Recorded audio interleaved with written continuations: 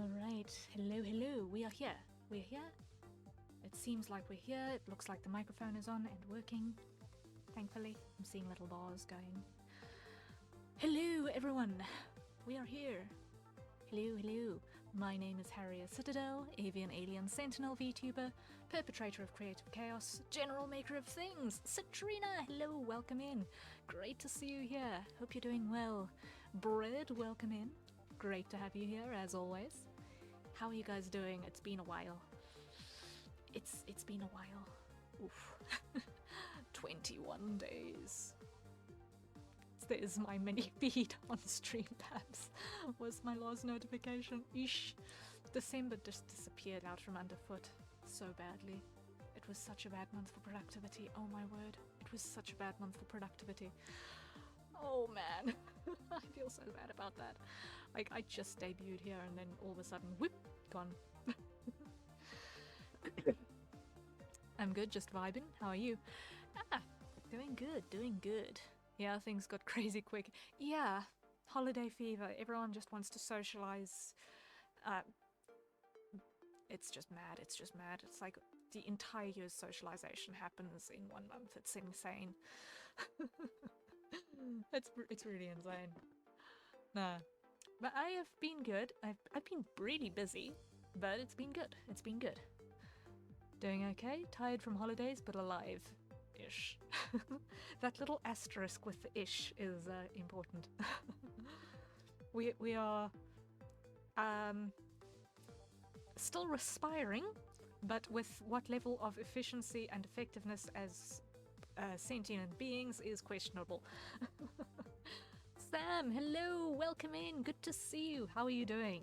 How are you doing? Pardon. I have not spoken much in the last 4 days, but man, the voice is still tired somehow. I don't know what I did, but it's fine. We'll get there. Just finishing up my lunch break. Oh, still a bit sick, but since I broke the fever yesterday, I'm back to the day job. Oh my word, you've been ill? I'm so sorry to hear that, man. I've been really, really out of touch. I'm so sorry to hear that, man. That sucks. How are you? I am healthier by the sounds of things. I've got a little bit of a niggle in my throat, courtesy of the air conditioning. I've always gotten sick from air conditioning units, so for me, summer is both my favorite season and my least favorite. My favorite because technically I should be able to go around without having sleeves on. It's my least favorite because I can't go around without having sleeves on because I'm in aircon spaces for 90% of the time, which means that I'm always sick. So man,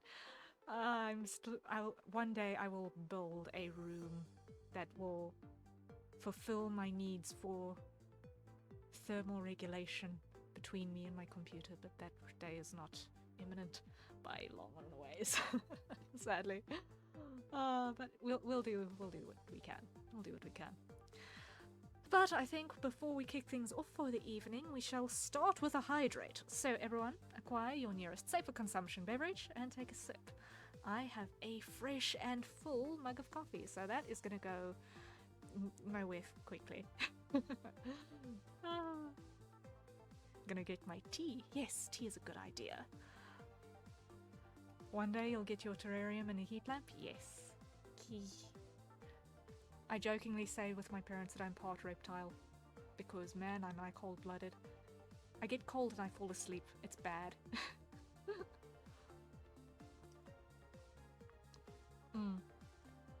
Voice is scratchy from C19? Yeah. Gotcha.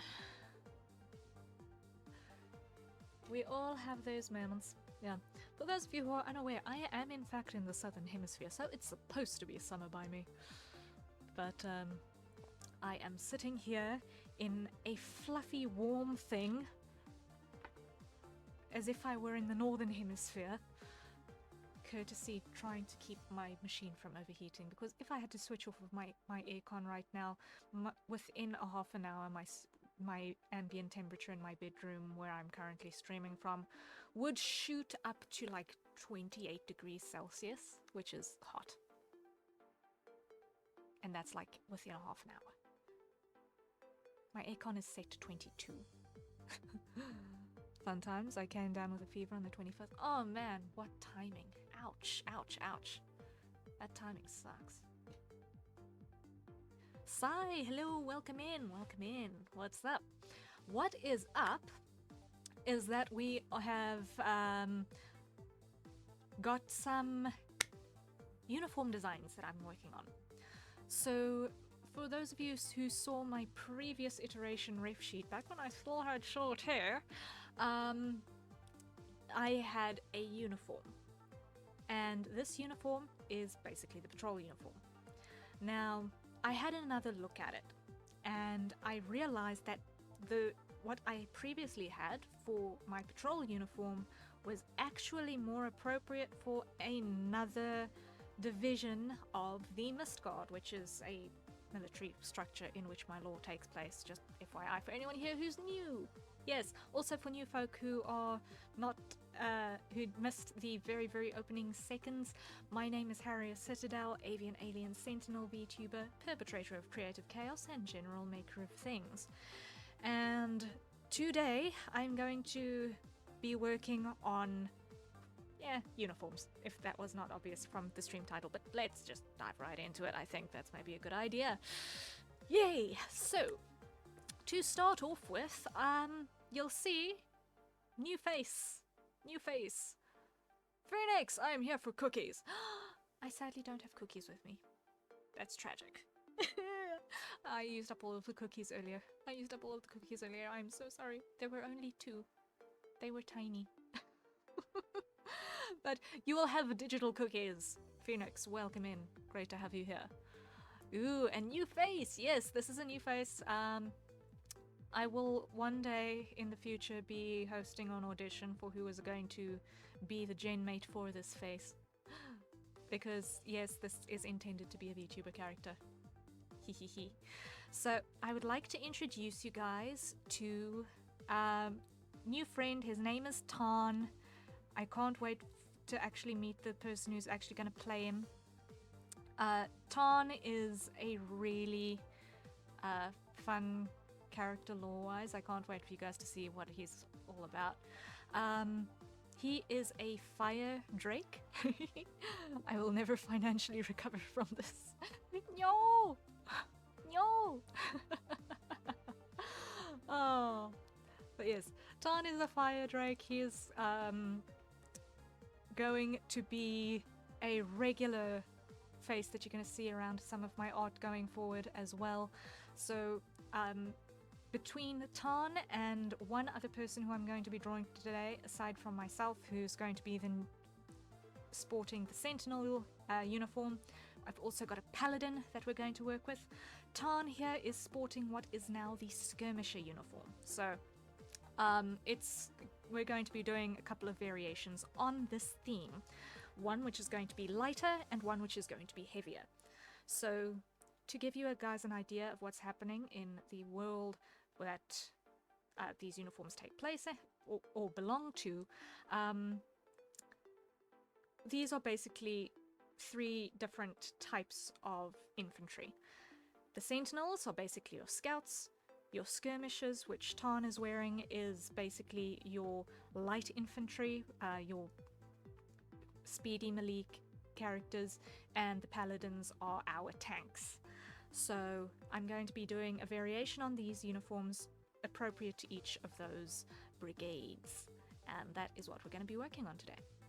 So to start off with, I'm going to actually start with the working on the paladins rather than on the sentinels. I wish to be a paladin? Yeah. I want to be a paladin again.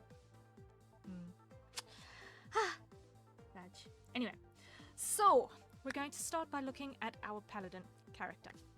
Now, and outfit in general. So I'm going to introduce you guys to another new face as well, who I'm also going to be looking forward to introducing you guys to later. Tarn, I know I'm going to need to have auditions for. The other person, the paladin, who I'm going to introduce you guys to now, I half have an idea of who I'd like to work with for this person, but we'll see what happens. If it does not work out, then I'm going to have to audition for this guy too. So we shall see. We shall see. I'm seeing similarities to one of the suit concepts you gave me. Yes. You did mention that previously, Sam, when I sported this skirmisher uniform previously as well. Yes. What are the additions for? I am tentatively putting together a sort of a creative alliance VTuber group type thing, specifically for creative type VTubers, who will work together on secret projects. At the moment, we've all got a zero budget, so nothing is paid at the moment, so I can't really say it's anything agency-like. Yeah, basically, this is foundation stuff towards commercial products, and essentially wanting to make a creative alliance and empowering a couple of folk to be able to work alongside me. So I'm going to be looking for folk who fit certain bills, reach out to them, see if they're interested, all of that jazz. So yes, Tarn is going to be a VTuber in the future, same with the person who is going to be the paladin that you guys are going to see as well.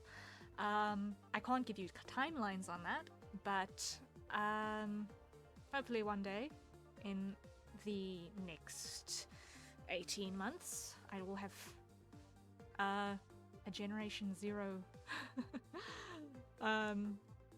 for a little VTuber alliance thing going on. While listening while busy with stuff, I'll probably be lurking. If I don't manage to chat again in the stream, no, I'm here in spirit and in hearing. Thank you, Sai. I appreciate the lurk. You guys are always welcome to lurk around here. I appreciate the lurkers. I appreciate everyone who is going to come in the VOD squad later when I publish this to YouTube, because I need to do that as well. Within 24 hours of this thing ending, as long as I don't do anything stupid that needs to get edited out. But yeah, so I will be, once I have a whole bunch of additional resources ready for these two, ready to fly, so that the people who come on board don't actually have to worry about it and don't actually have to think too hard. We could just get straight into the fun part of making stuff. Then I will audition for the skills that are related to each individual character that we're going to work with. So yes, Creative Alliance on its way. And that's the plan. That's the fun idea. That's the fun idea. So let us start by roughing in our next person on the list. So this is going to be, and actually I just want to do this quickly because something is bugging me desperately. There we go. I was spending like a half an hour before stream just making sure that things were mostly working, and I managed to just break it, so let me undo that.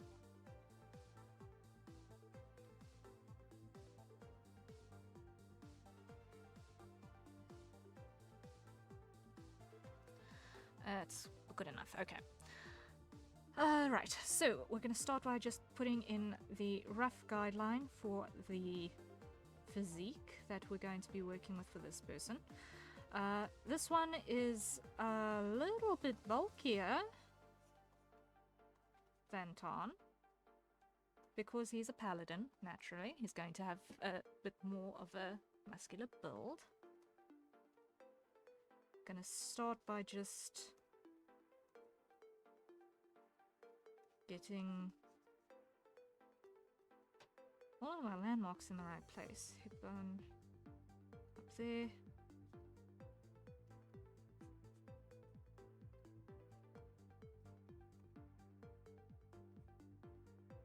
Let's just check that.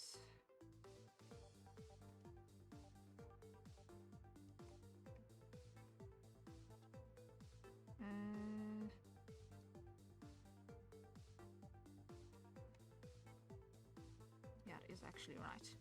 Okay. Proportionally.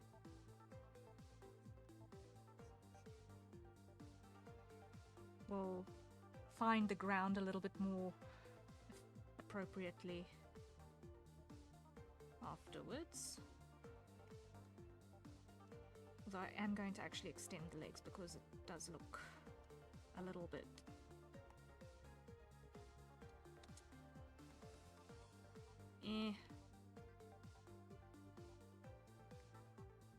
stocky than what I would have liked. Okay, just adjust the scale here quickly.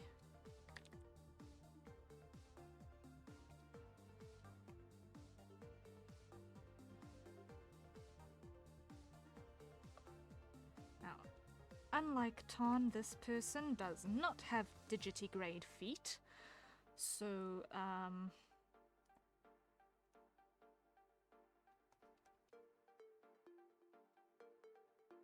we're gonna start with putting that in like so.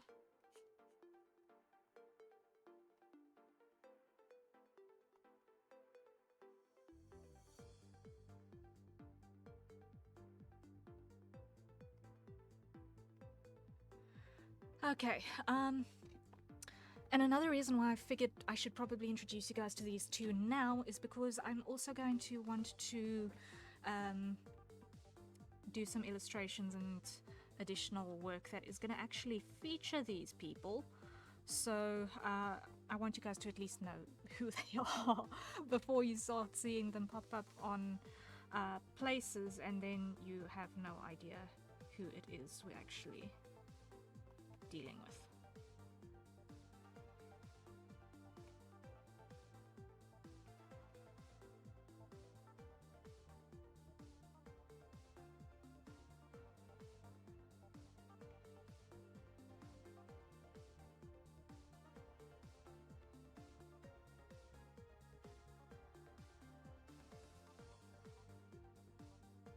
I'm excited to see them pop up. I'm glad.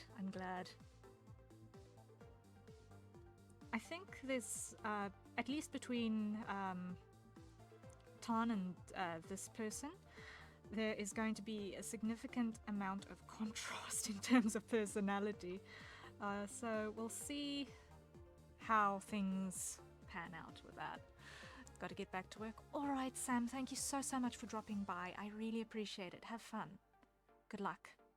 Good luck with the rest of your shift. Have a good one. Thank you. Thank you. I think let's have another sip of our nearest hydration before we get to stage number next of the sketch, because we've now got our rough physique in place.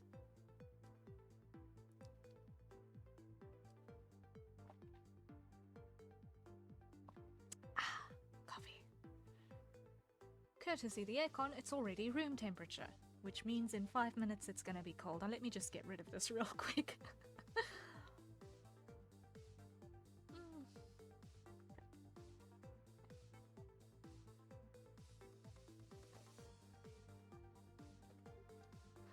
I hope you guys are hydrating too.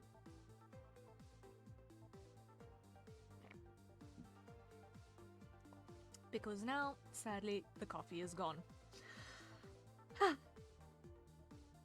Alright. So the next thing that I want to bring to your guys' attention, just as a matter of curiosity, is this. Krahazek, hello, welcome in. Greetings. How are you doing? We are doing some uniform design this day. Hello. So, oh no! I hope that things go better as the day progresses for you. It's not fun when the day is meh. I hope that the day goes better for you in the later half of it. But yeah, so just a quick little fun thing that I wanted to bring you to your attention is that this person is tall at the moment. We'll see if we do adjustments on on final heights, depending on who actually ends up playing these guys later. But I think it's kind of funny and cute-ish that this guy, Flatfoot, is taller than our dragon boy, who's basically got the equivalent of high heels. Like, his heels are at stiletto height, and this guy is still taller than him. It's kind of cute. We'll see how if things stay that way in canon, but it's impressive. Okay, so we've got our roughs in place.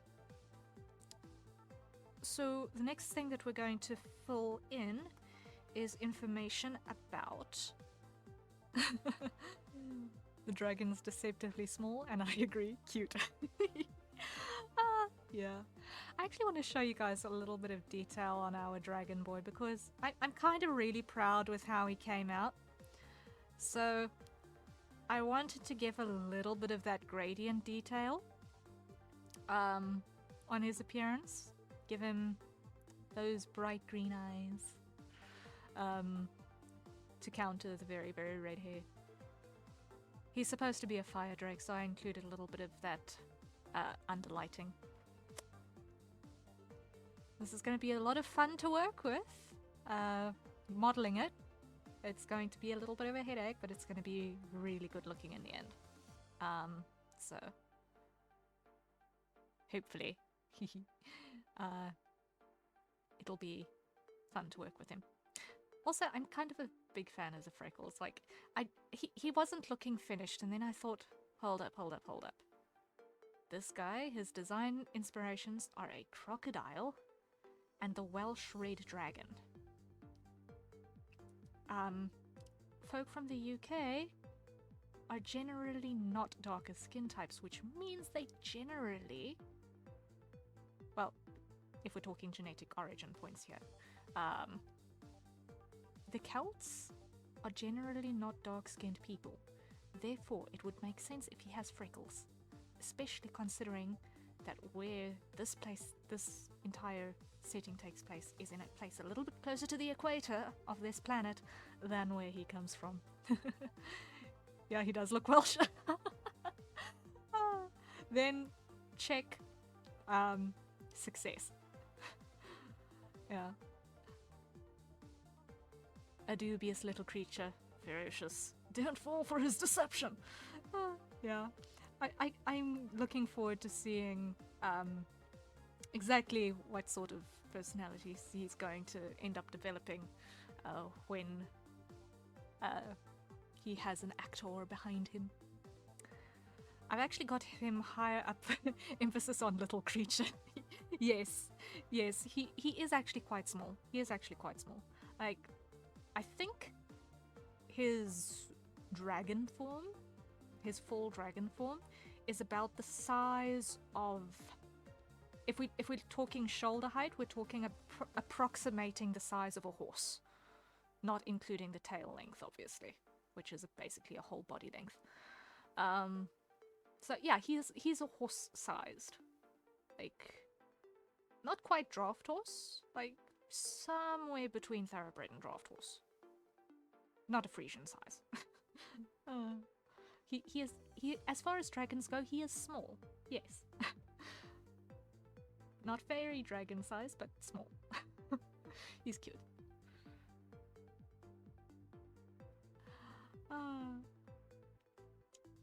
Okay, so let's look at our armor next for our paladin, because that is what we are actually here for, is armor. So, some things that we immediately are going to need to note is that on our skirmishes, we have plate armor on the limbs, but we have basically a gambeson for the torso. It's not plate, it's not heavy, it's very lightweight, still can take quite a bit of damage, but it's not metal protection, it's not bulletproof, if I can put it that way. So for our paladins, who are going to be the ones who take a couple more hits, who are a little bit more on the front lines in that regard, we are going to actually do a full plate for these guys to make sure that they have all of the protection. Just because it's full plate armor doesn't mean that they don't have mobility, but it does mean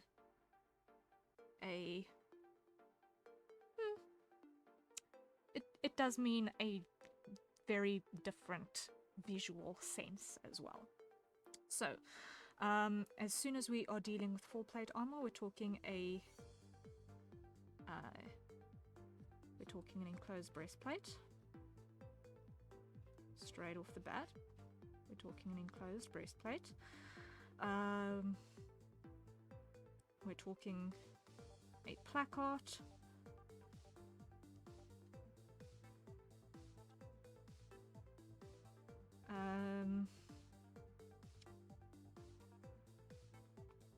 There's probably going to be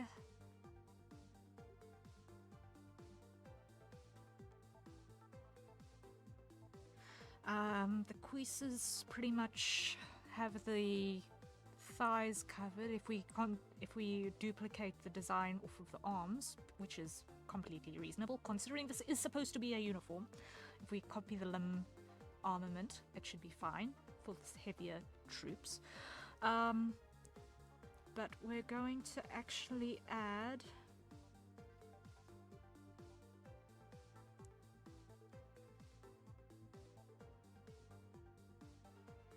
I don't think we're going to need full set of tassets.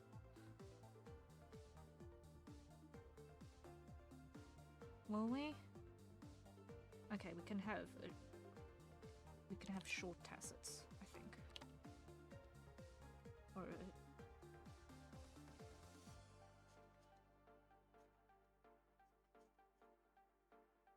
short tasset skirt that leads into this apron type thing, whose name I suddenly can't remember for the life of me. And I'm not going to go and hunt for my reference on my phone just for the name and then break my motion tracking for a little bit.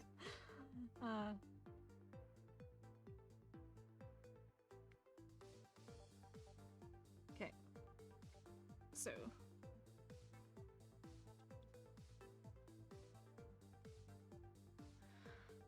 actually let me do the arms neatly already.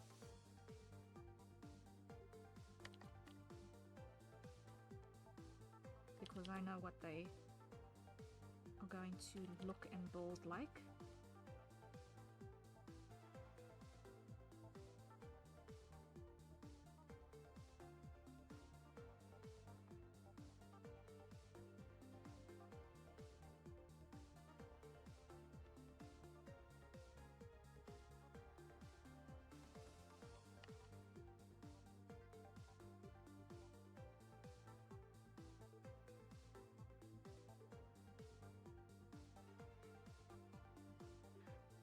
There we go.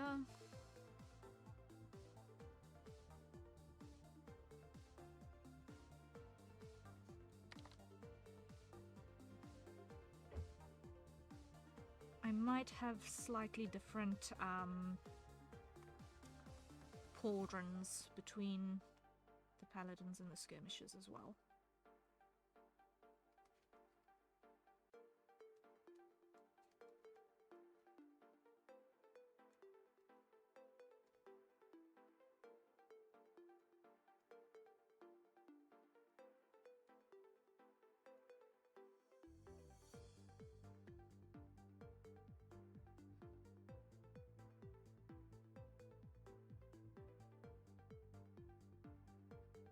Going to do is I'm just going to pose this hand out into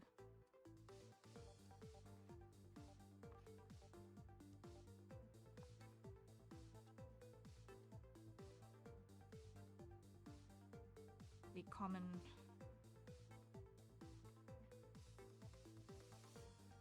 gesture.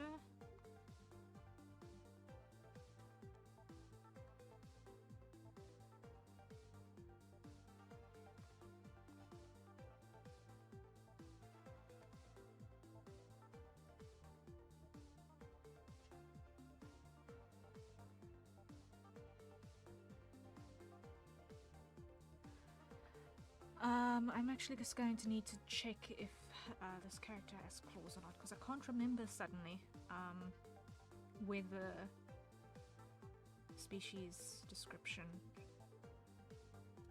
for this person includes clawed hands or not.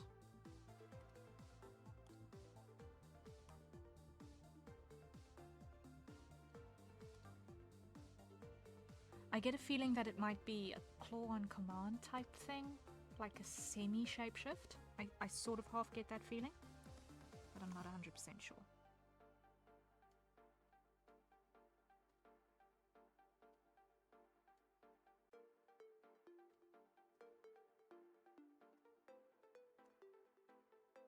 I can't remember. My brain has not been in the best state for total retention of information. Claws, but you don't want to commit to them. Something like that. Alright, so now let's duplicate in the leg gear as well. So I'm just going to quickly cut away that piece of this. It's actually bugging me now that I can't remember what it's called. Hold up. Let me just open a browser. Because it's now literally bugging me to death that I can't remember. Plate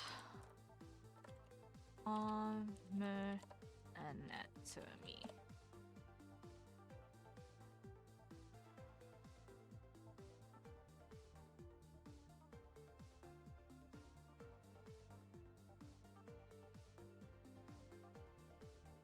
Fold. That's why it was bugging me. It's a fold with an A.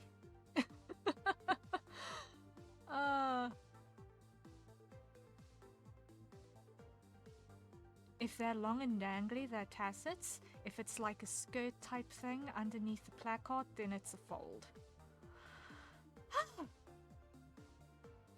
One day it will be as committed to my memory as the fact that the thigh armor is called cuisses.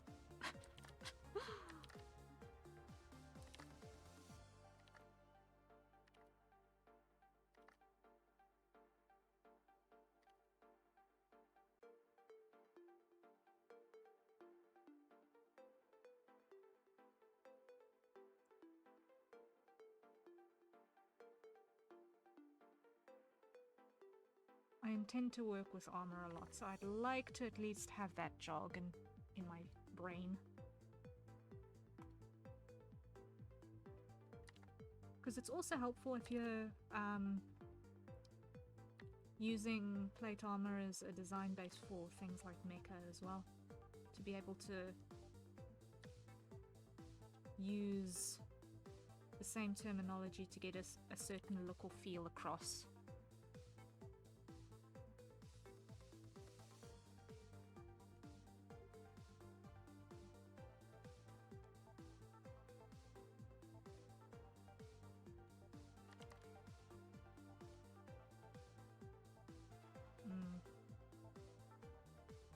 Like that.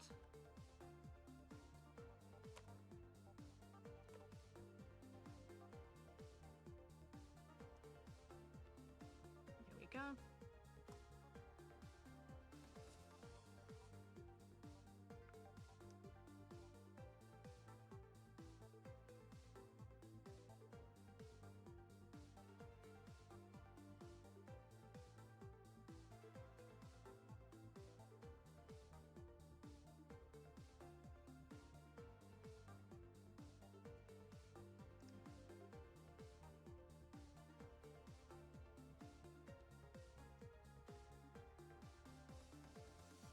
Just make that lighter because I don't want to get confused about what I have and have not finalized here. Of course, this design work is very much high level and it's not really taking texture into consideration at this point, really. It's mostly just hue and contrast work.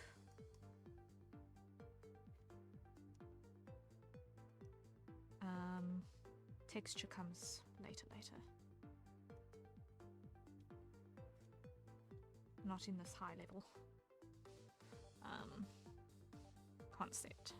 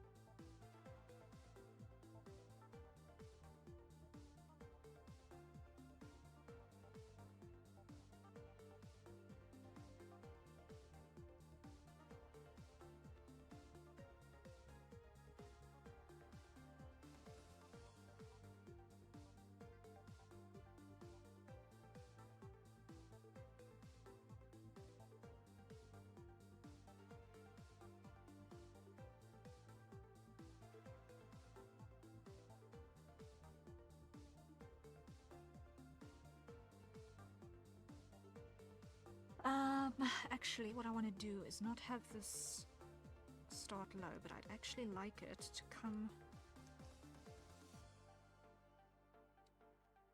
from right underneath the breastplate, just like with the apron on this one.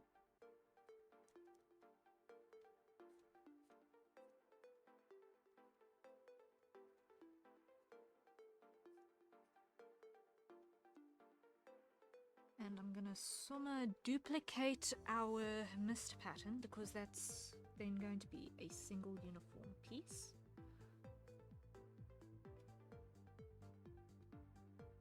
Great for mass production. You all know that it's gonna have the same pattern on it. You don't have to worry about manufacturing different aprons for different brigades.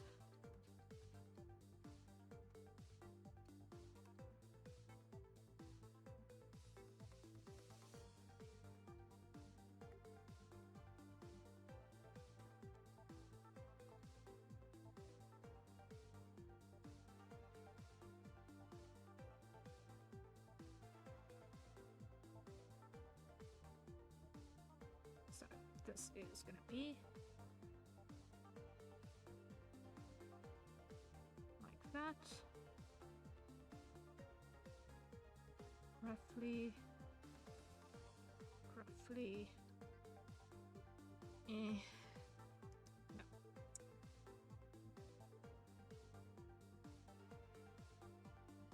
That one's too long, like that, yes.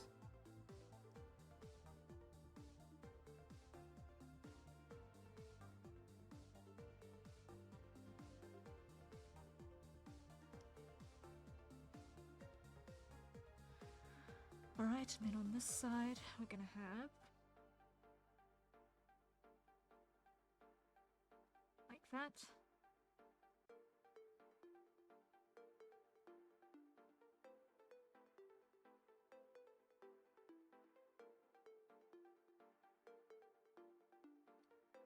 Something like that. And one little foot up like there. Close enough. This is just for concept work after all. Okay, now let's come to our greaves and sabatons.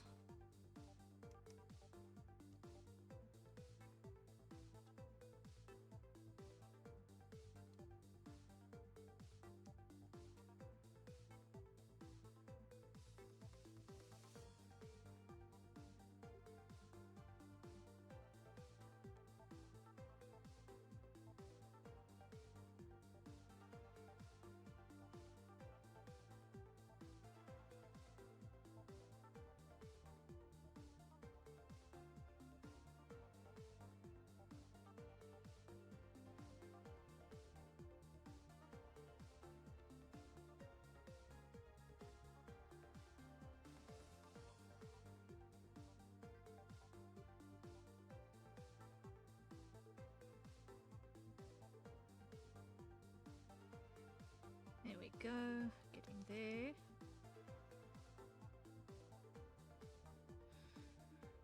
Rapatatum.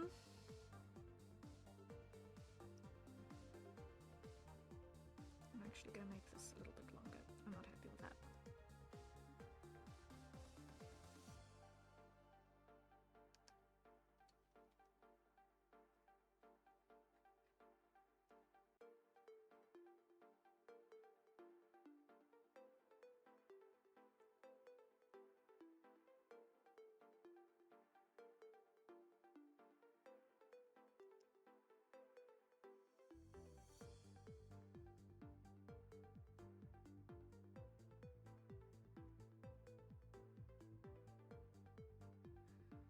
Okay, then on this side.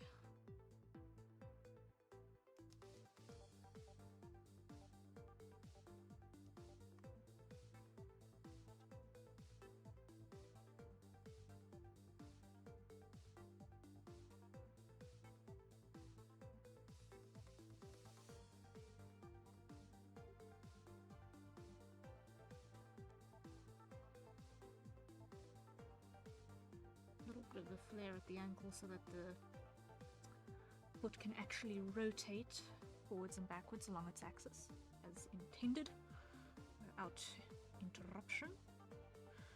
And let me just check my scaling here, because that should be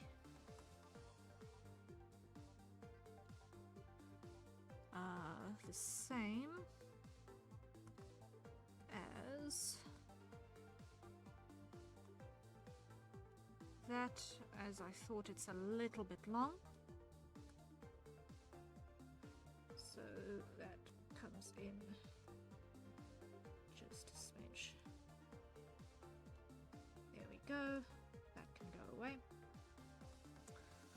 because the foot is the same as the distance from the crook of the elbow to the wrist. In terms of proportion.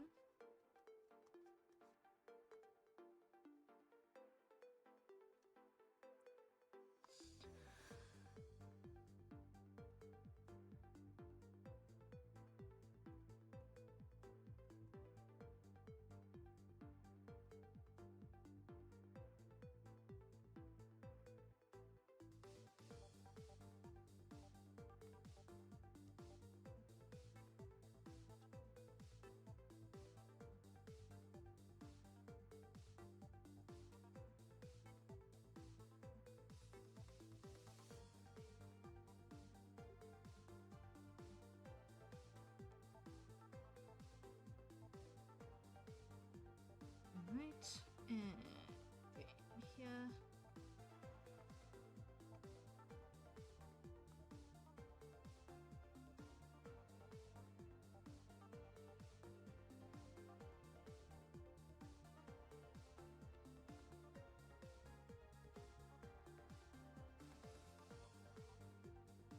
Something like that-ish.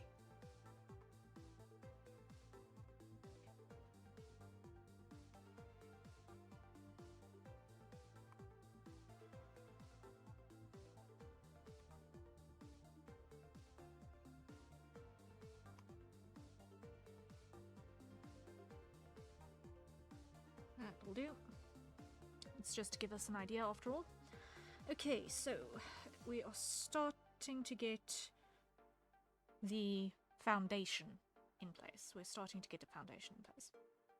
So the next thing that we're going to do is start doing refinements around the torso to be able to give it that more armored distinction from the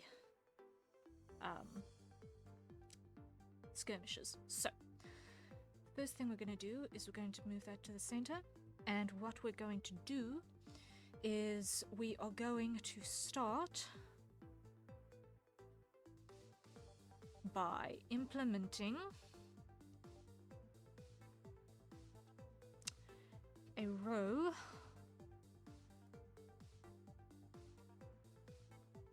of plate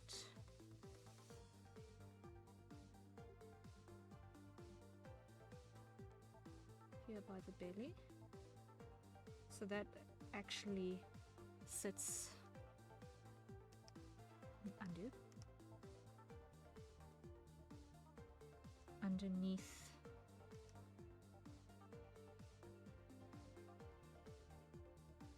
the apron.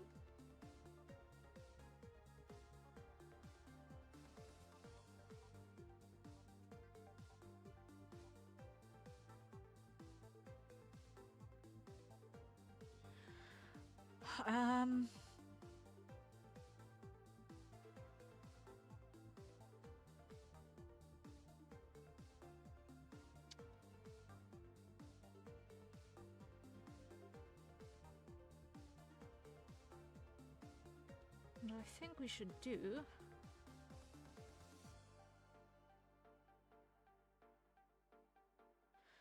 there are a couple of options. We can either put chainmail here. Or we can do something with more plates in a sort of a interesting scale sort of a look.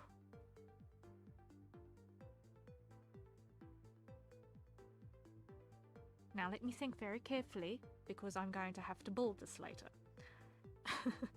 I am personally going to have to build this later. So what is going to be less painful to have to create?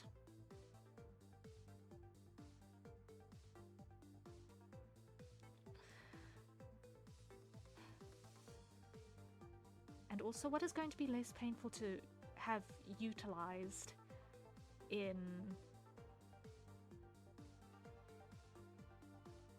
the end game? Because let's just be real, yes, I have got a live 2D now, which I'm really, really happy with, but the goal in the end is actually to have a 3D, so I also want this to work well in 3D. And that's the goal for everyone that I'm currently busy drawing, is for them to be in existence in the third dimension as well. So naturally these uniforms need to work in 3D too. So thinking of where you're going to is very, very important. So what is going to be resource friendly on potato computers? What is going to be resource friendly on potato computers? Chainmail, frankly, you can cheat it with alpha texture, but there are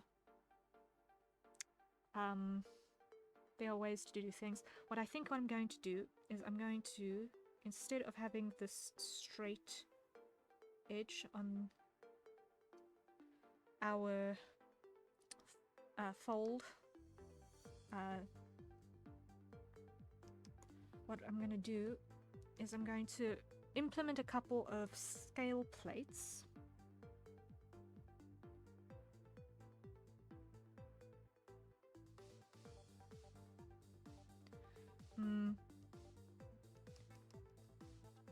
Let's do 1, 2,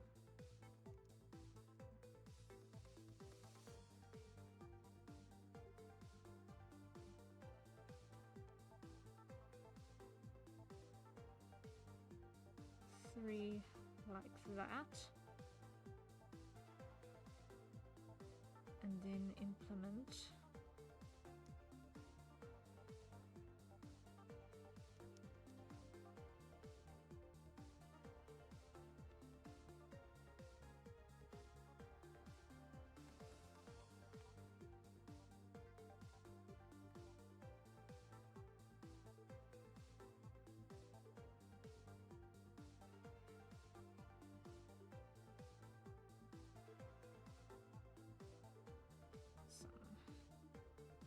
scale plates.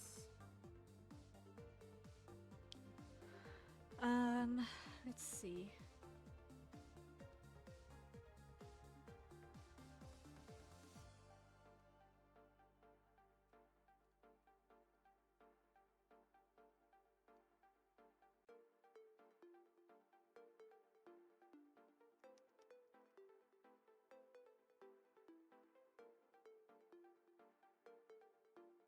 Apply some cool to this as well.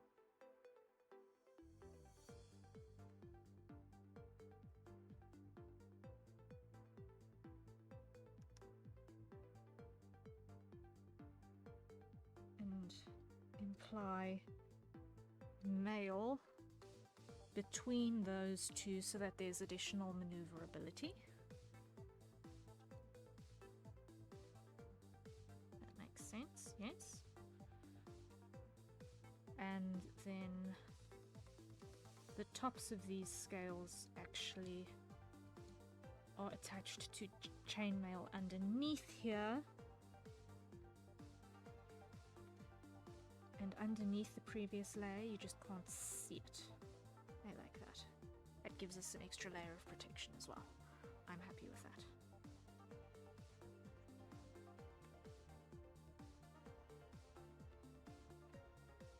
And ooh, immediately we've got texture there, which is also nice because otherwise it's all just all of this flat shiny bits. So having a bit more of a broken up area is not bad, because literally the only visible fabric on the paladin is going to be the backs of the knees, this apron, and anything that we put around the collar. So this is working, this is working. I'm happy with this.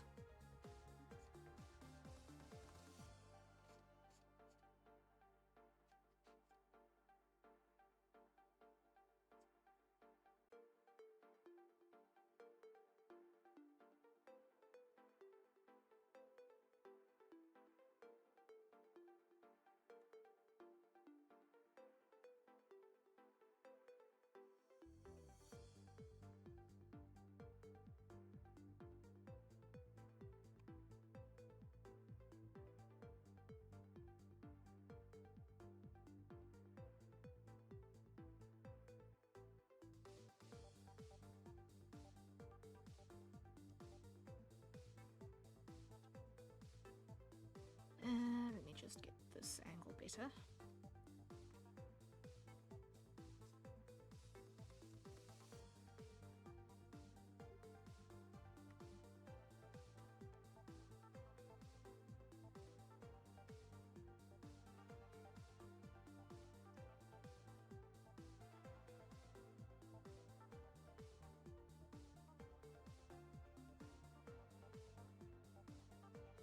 There we go.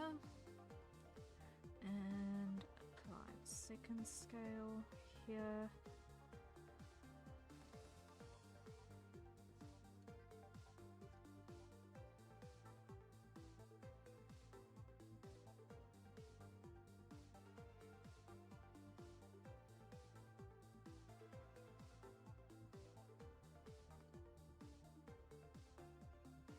There we go. Okay. So the bottom half is pretty much sorted. Now let's figure out what's happening up top. So, the basic breastplate construction is, as you can see here, pretty much any breastplate will have this basic construction. Where you've got a front piece that's got a part that goes over the shoulder to connect to the back.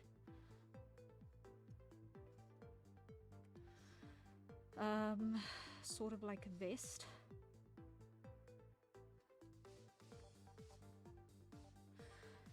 Now, where things get interesting is the addition of the shoulder parts, which is the pauldrons, and anything that is used to bridge the gap and protect the armpit, because that is a major weak point. If something gets in underneath the armpit, it goes right between the ribs and straight into the lungs and heart, which is a really bad strike. So you do not want to get stabbed in the armpit. It is bad. You want to protect that area as much as you can. Especially when you're holding up a shield, anything that can get in low, it's dangerous. So let's think of what we can do that is going to look interesting and give protection there, that's still going to be part of the same sort of a visual theme. So to start with, let's give our paladins the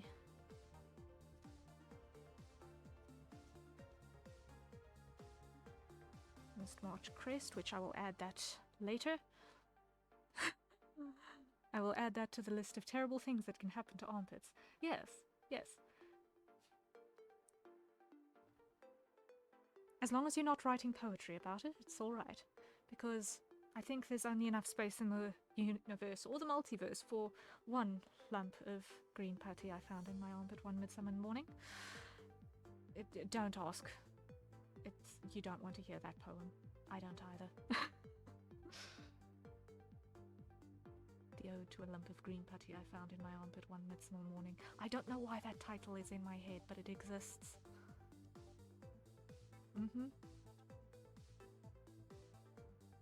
Not gonna ask, just gonna add that to the list.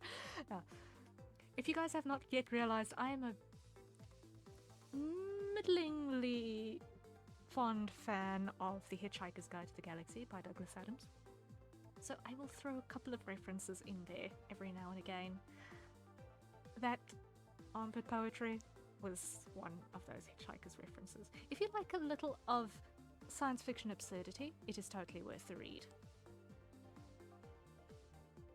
I personally have not yet had the opportunity to read the last two books.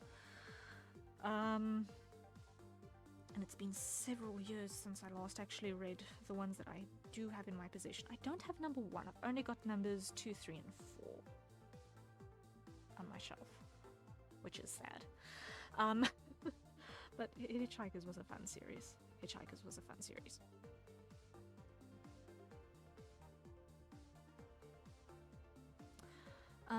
So. Hitchhiker's Guide is amazing. In my opinion, the first 4 books of the trilogy are the best. Yeah.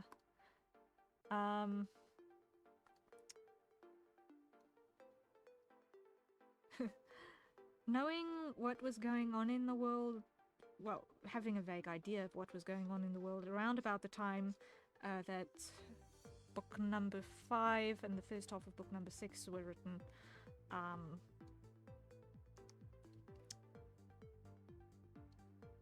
I can tell why the world build got a little bit darker as the story progressed, but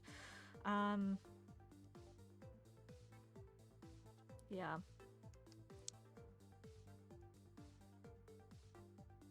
The first installments were definitely a lot of fun. I want to reread it. Very, very much. I want to reread it. The opportunity will arise at some point. I'll try to make time for it sometime in 2025. I will try. Shall we have a Hitchhiker's Book Club in 2025? Shall we? Shall we do that? Do a book club where we read Hitchhikers together. We can't all read. I can't read it on stream because copyright, obviously. But maybe everyone read it independently and then we talk about stuffs. I've never been in a book club before, so I have no idea how it actually works, but it sounds like fun. Thank you. Coffee top up.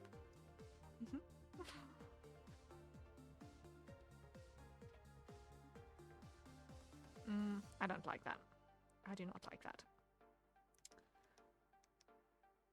Undo.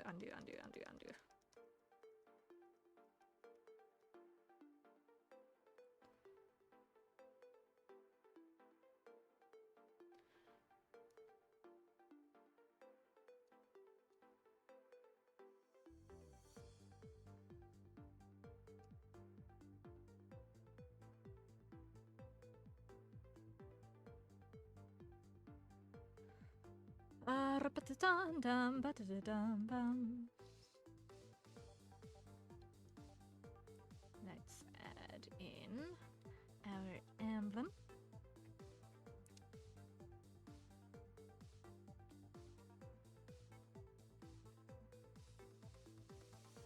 Which I'm also going to duplicate and drop in the Sentinel folder as well, which I'm going to just hide for a bit. And I'm going to rasterize that. Edit, transform, mesh transform, make this 3,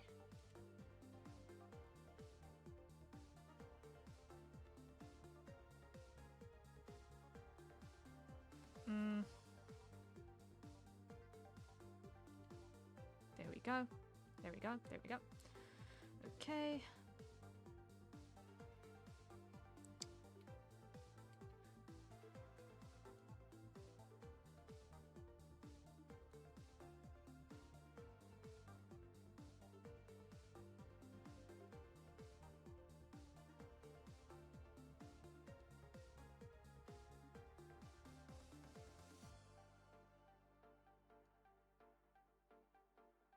I'm not happy with how the middle is looking yet, but we'll get there.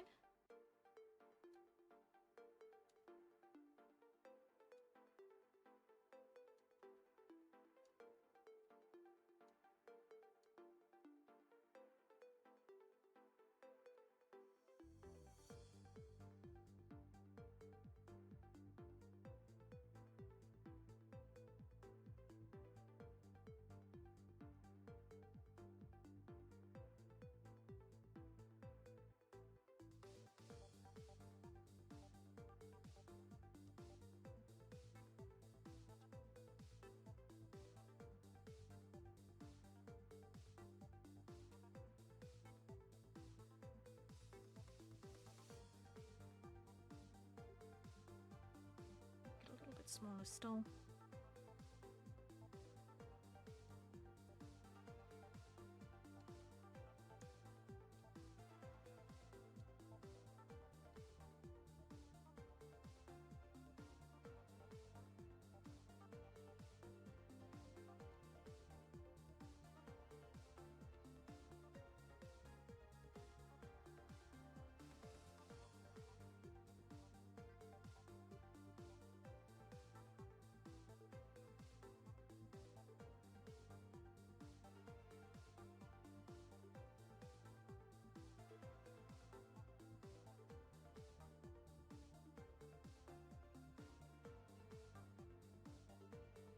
Okay, that'll do.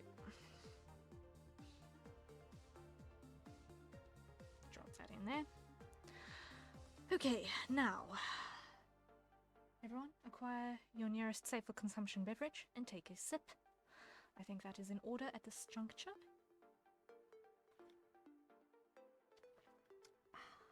Yes, indeed, the right thing.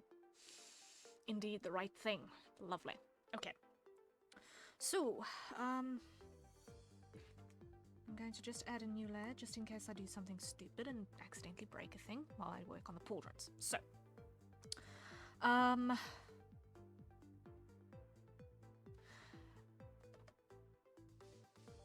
jousting armor has a sort of a shield that sits there, which sort of makes sense. But I'm not 100% sure I'd like the idea of a round thing right there. It will look strange. Or out of place. What I can do for chance is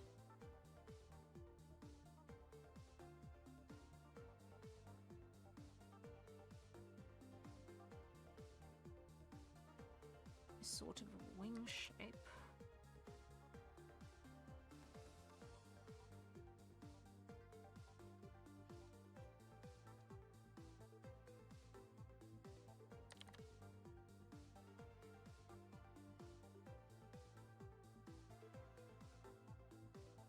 Which agrees with the feather shapes down here.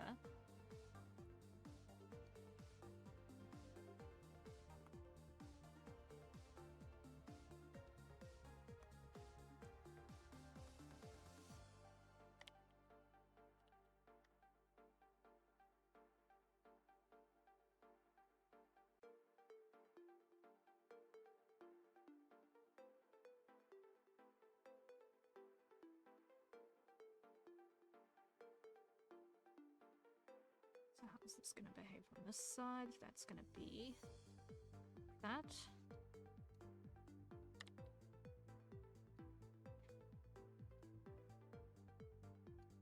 And like so.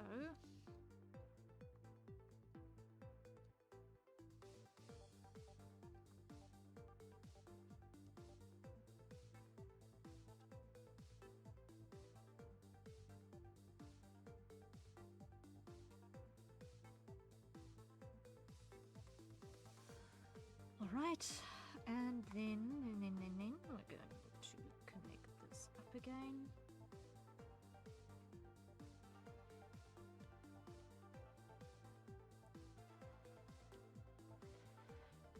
And I'm going to add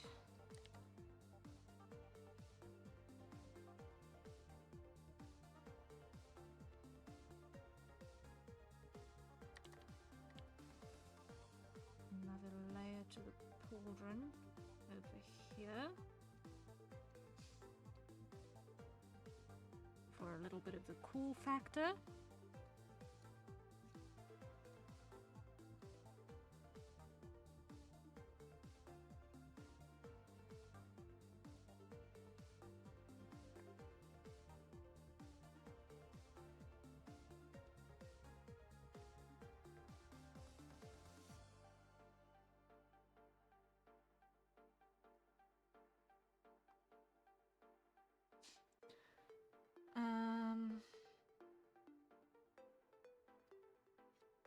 Stretch that down a bit.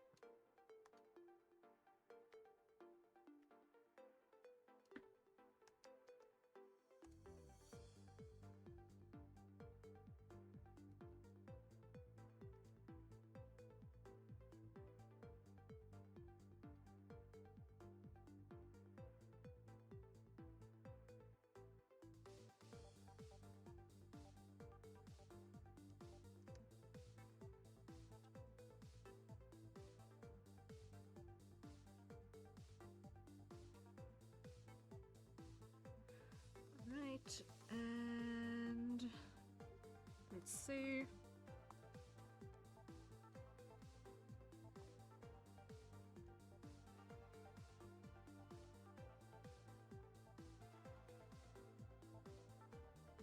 Like so.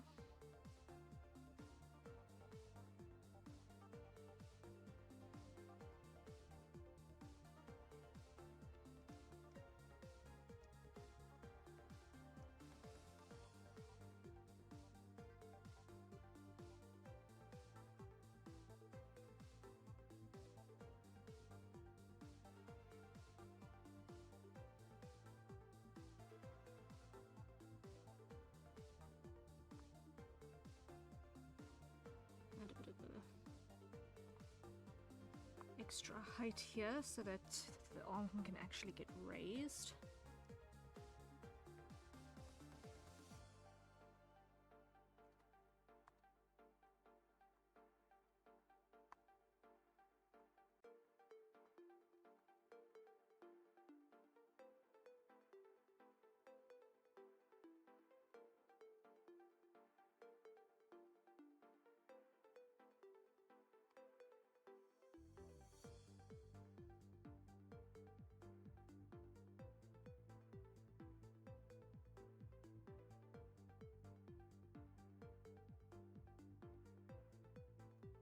Like so.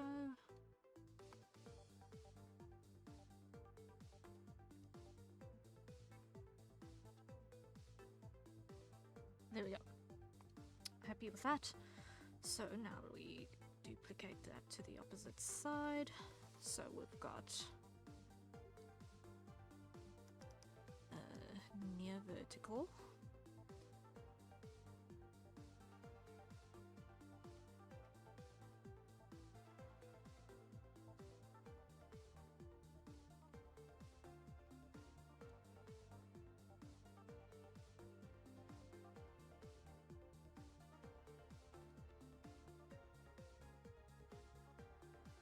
Maybe not quite so tall.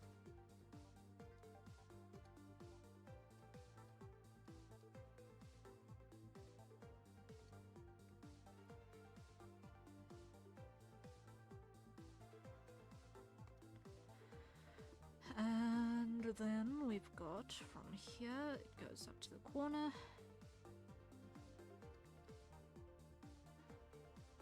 Which is in the wrong place because this is supposed to be relatively thin. So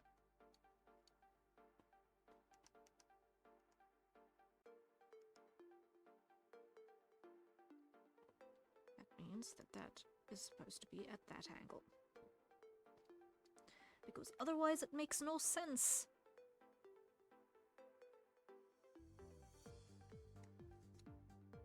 And we like things to make sense, at least mostly.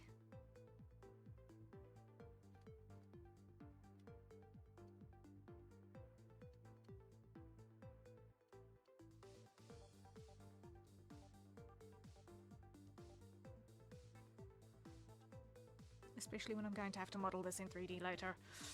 Ah! Okay.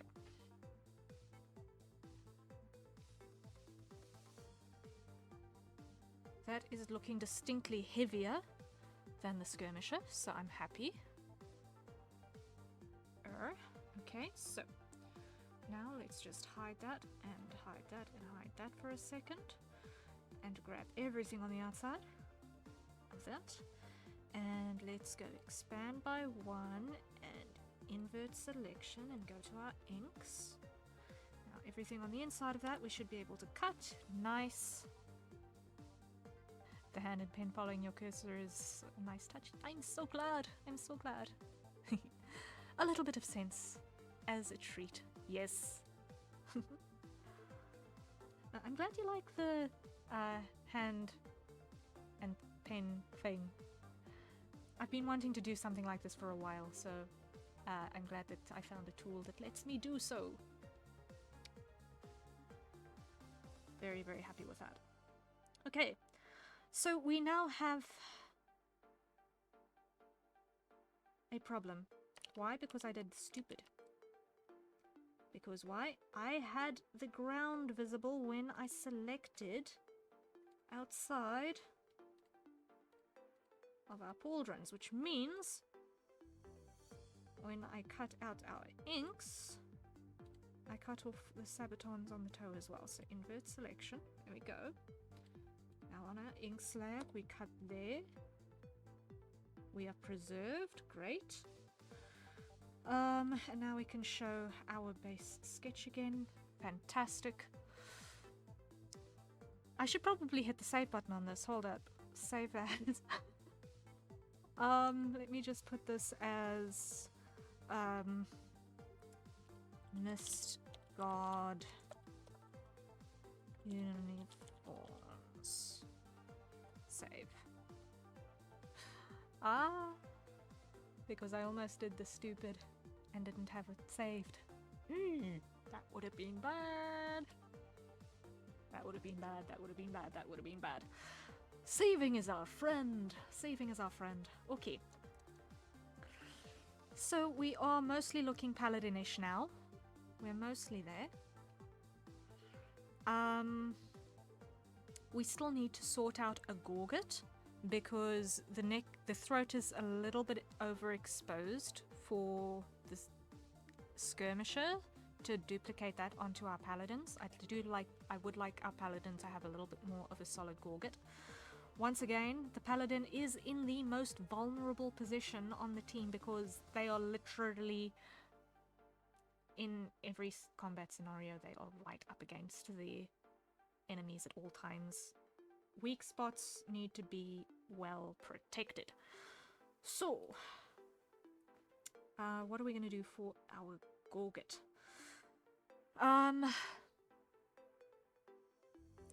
It needs to be something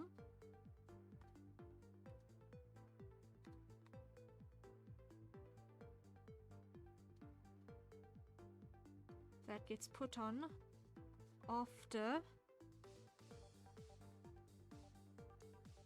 the breastplate, because the breastplate needs to be able to go over a head, which means after putting it on, you need to put on the gorget that overlays it. So if we're looking at that, then in all likelihood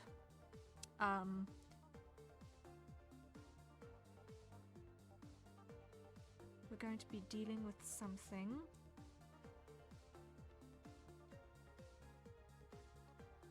a little bit more like that.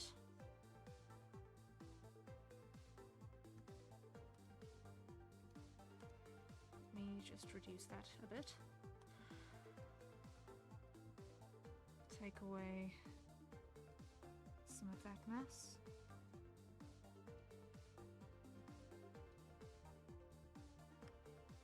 Come to our inks and just remove that entire section because we're not going to want it.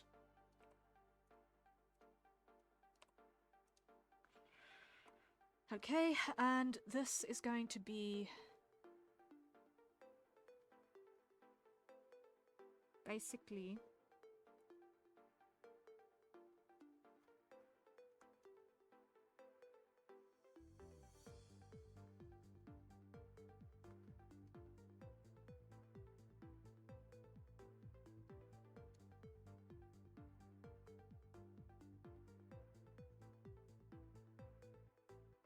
neck gear. Random question maybe, but do you imagine the stock uniforms would be hard mandatory, or that maybe some members of these groups would customize them if they feel they just don't want this or that part? It's going to be a state of when you're on patrol, the uniform is pretty much mandatory, but it is more or less customizable according to your individual anatomy. So while standard humanoid feet apply here, they do not apply here. So there is a level of customization according to your anatomy. Tan also does not have standard trousers either, because obviously he's got a reptilian pelvic bone. So the entire shape of his hind quarter is very different from a standard human. So he has very much custom pants. It's something that is catered for, although the aesthetic in general is a uniform. In general, the understanding in this place is that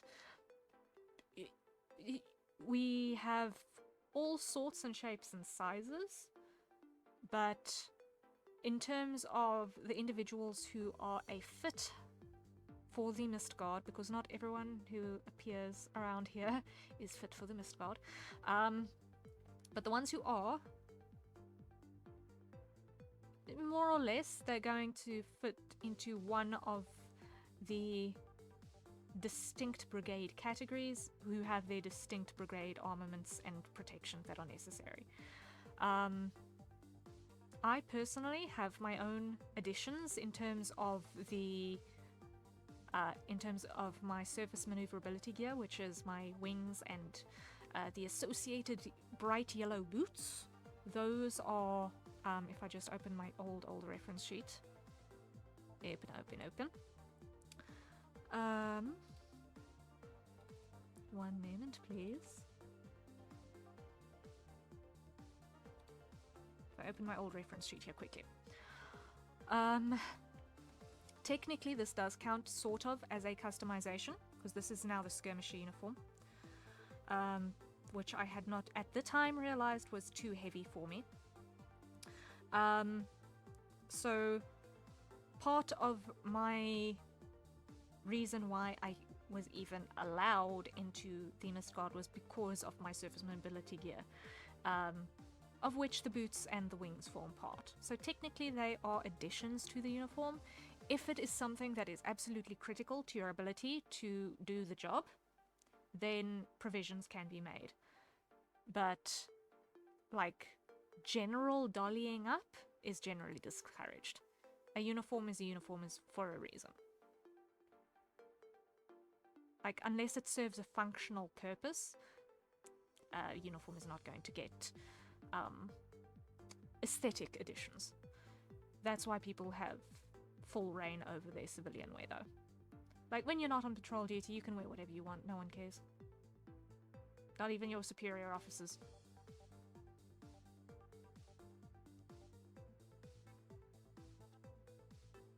Because you're off duty.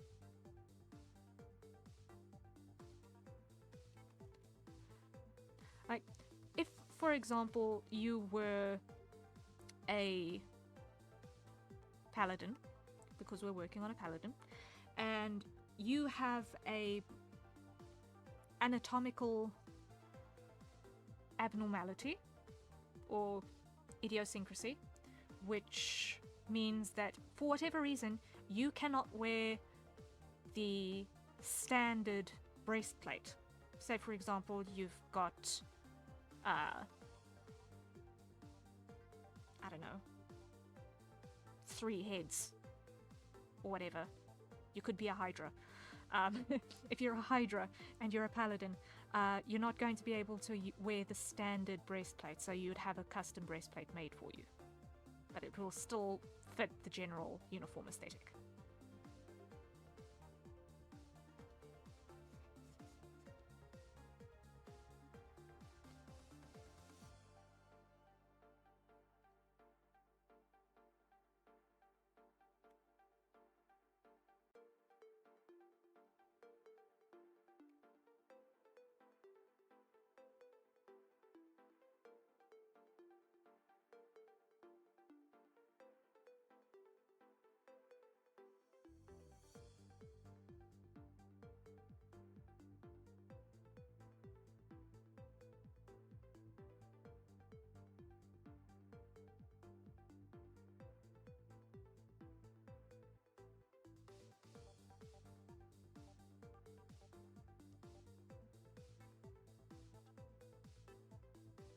But these guys are used to people with varying body types, so they've got a bunch of interesting shapes and sizes on ready availability.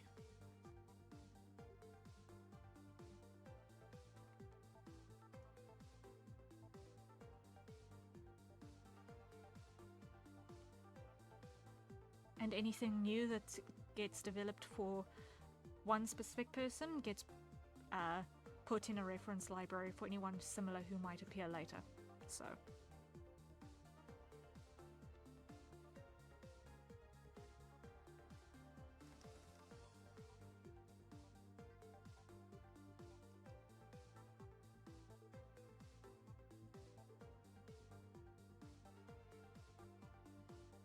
a lot of provisions get made.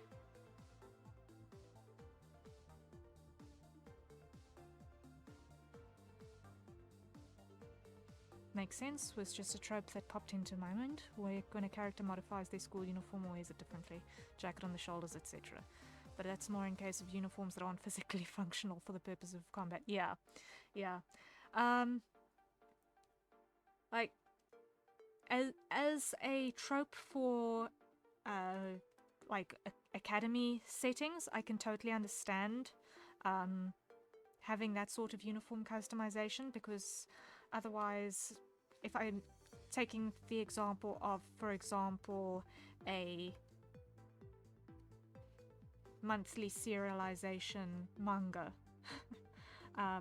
where you only see the characters once a month, or maybe it's a side character who you only see once in 4 months. If they have not got a very distinct article of clothing, despite being generally a uniform, you're not going to recognize who on earth this person is. Then yes, having those distinctions is useful. But it also depends entirely on what other parts of the character design you can use to give visual distinction between your people, and also the size of the cast that you're working with.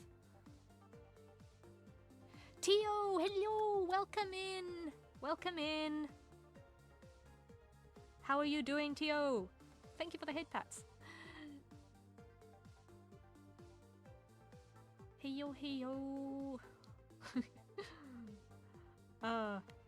Your timing is actually fantastic, Tio, because we are working on the person who you have helped write for the Misthaven world build. So, guys, we're about to get into drawing the detailing, the actual character detailing, on our first paladin. So, the character who is going to be our first paladin in Misthaven. This person was partially written by Tio here, So thank you, Tio, once again, for letting us cameo the Tigran species. I'm looking forward to everyone's response to our next person, Kai. I have been eagerly awaiting being able to draw this person. And now that we've got the uniform for the paladins, it's going to be a lot easier. So, the Tigran are a tiger-like race of humanoids, with a very interesting split in the tail in the last quarter of the length. So let me just get the initial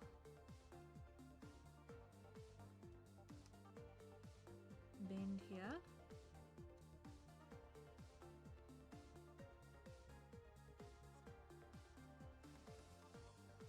And Tio was very gracious enough to let us cameo the species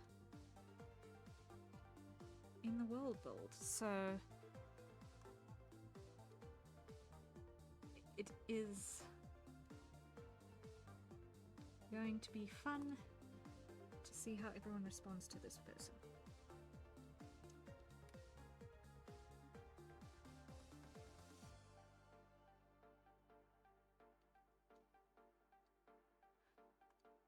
Now, arguably, this character has more lore written for him.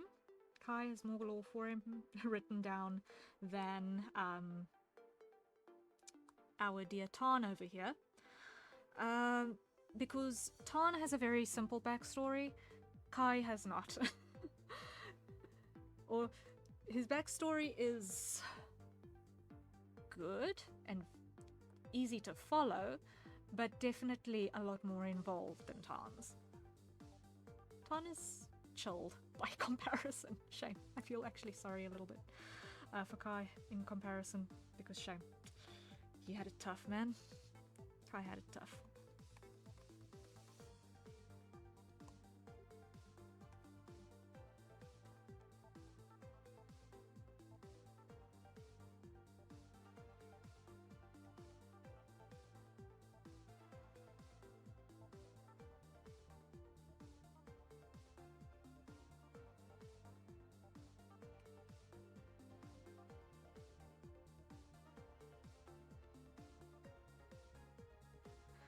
Alright, so, first things first.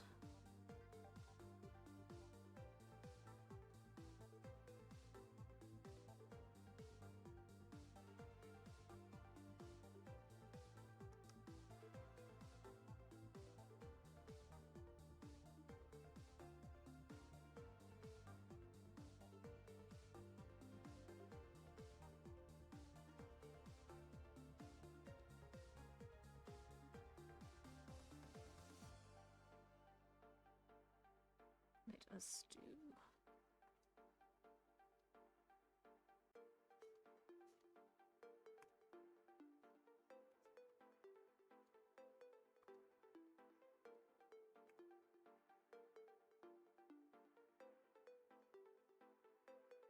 our landmarks.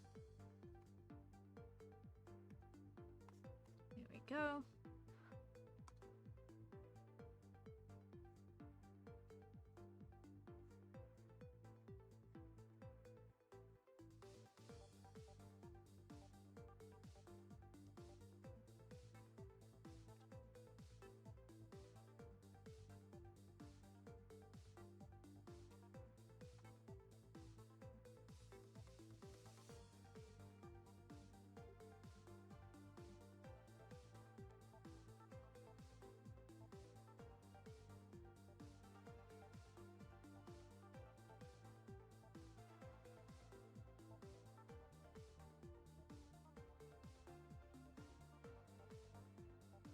Just get that a little bit more outwards there. There we go.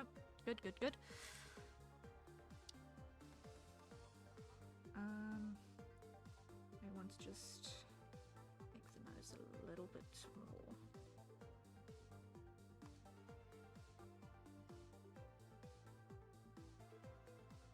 such. There we go.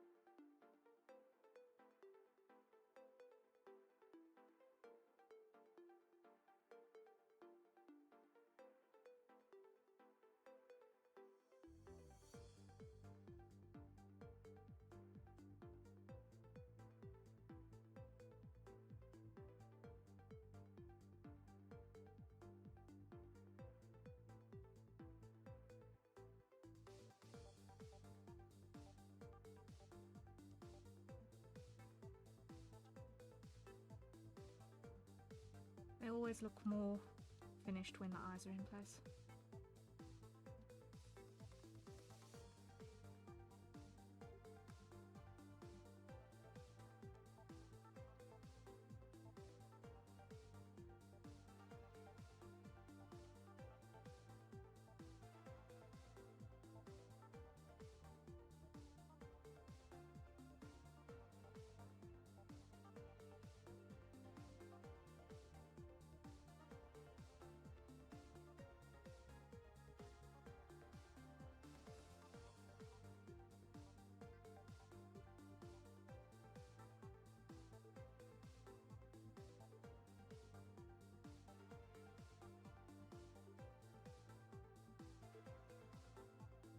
Let's see now.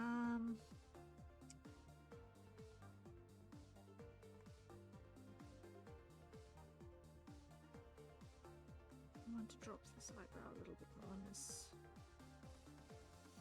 expression.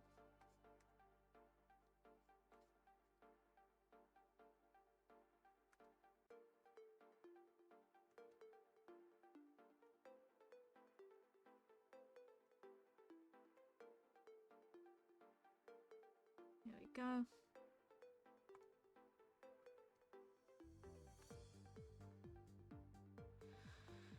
Now, the hair. I'm going to do on a new layer.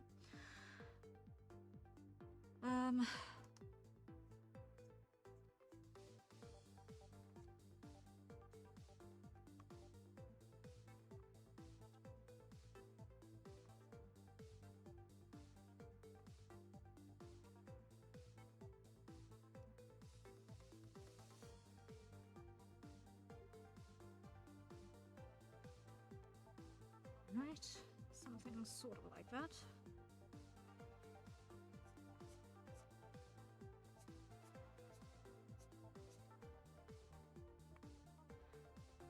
And then on this side.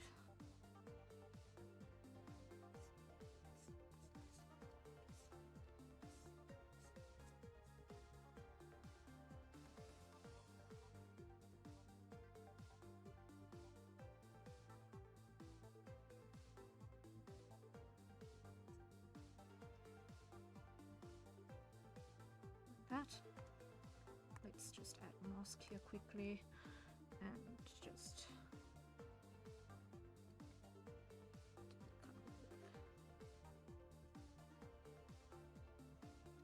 quick cutaways just so that we've got that protected. Cool.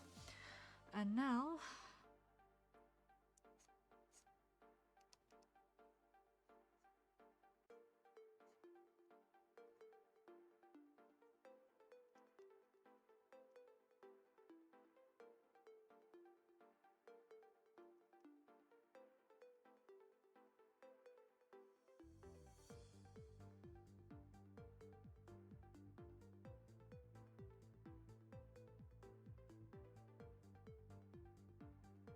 just hide that for a second so that I can see.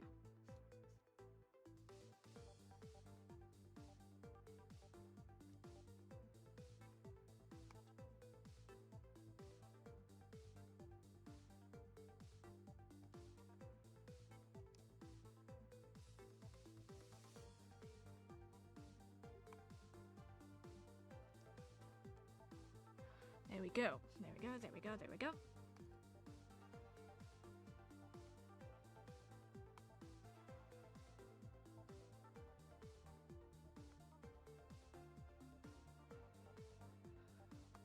I will refine the shape of this in the reference sheet when I eventually get to drawing the reference sheet, which should happen somewhere in the next few weeks.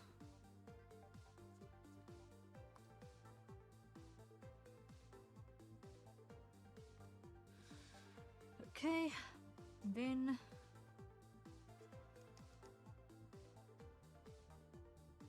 we have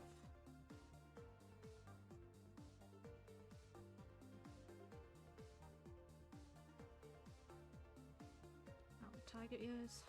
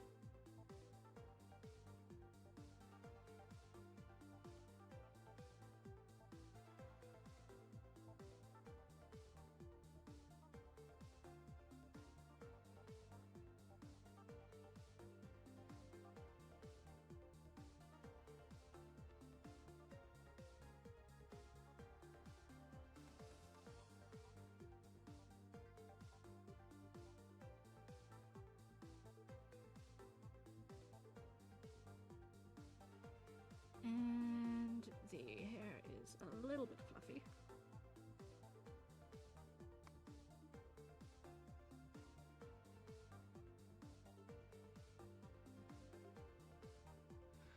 There we go.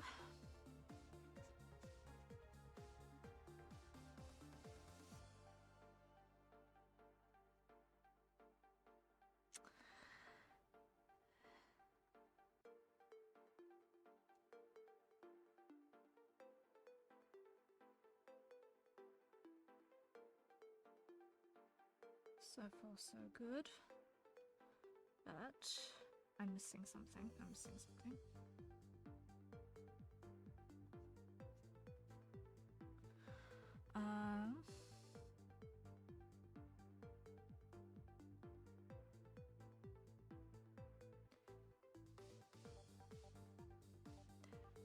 Trying to not start asking a whole bunch of law questions. My brain just zeroes in on things like that. Yeah. I'm certain that there will be hints and drops that come through as I release artwork involving these guys. But yes, this person has law. Kai has law. Kai has law. Apply the mask, yes. And I just want to check one thing in my DMs quickly. Hold up. Because otherwise I'm going to be greatly confuzzlement.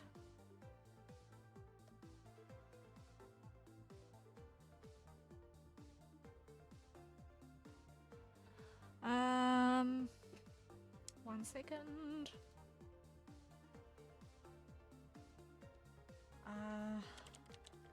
I'm looking for a keyword.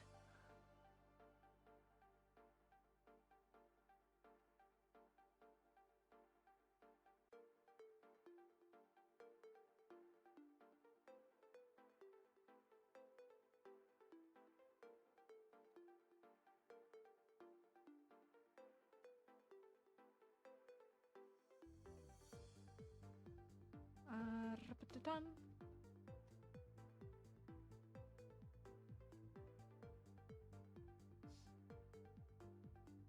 Tio, are you still lurking here? I just want to ask you a question.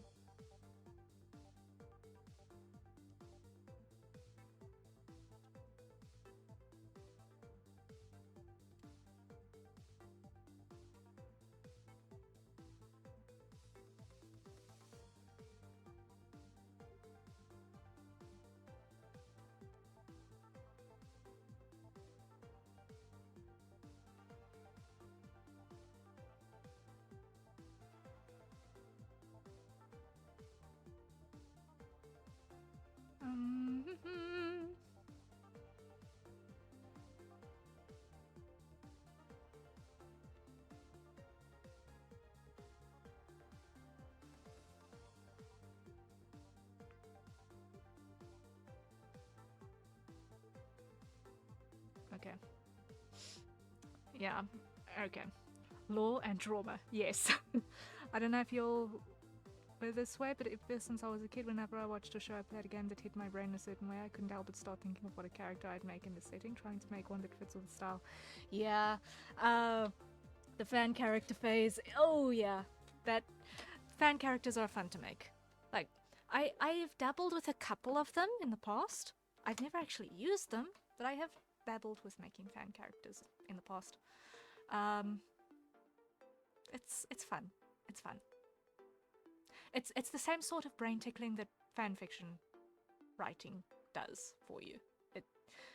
It's a healthy way of engaging with the content in such a way that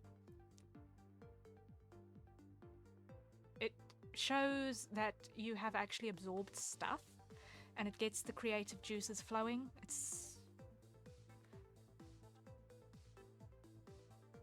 Writing fan fiction, I've actually read a while ago, it was a couple of months back, an article about how writing fan fiction is actually something that therapists tell people to do sometimes because it's actually just good for the brains. I have no idea where that article was, but I read it somewhere. If I can ever find it again, I will post it somewhere. Although, I have to be very honest with you guys, I don't go out of my way hunting for articles because I do not have time for it.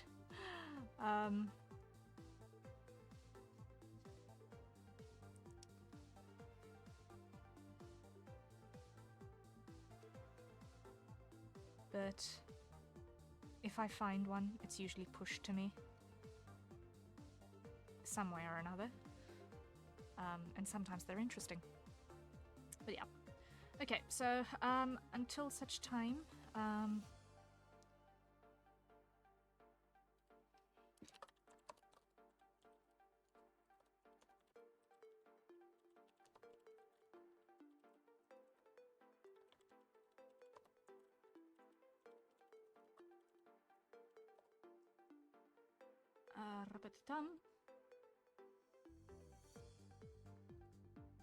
until such time as I can get an answer on a question, I will have to hold up on that one little detail, but it's fine. So, next thing we're going to do is fill in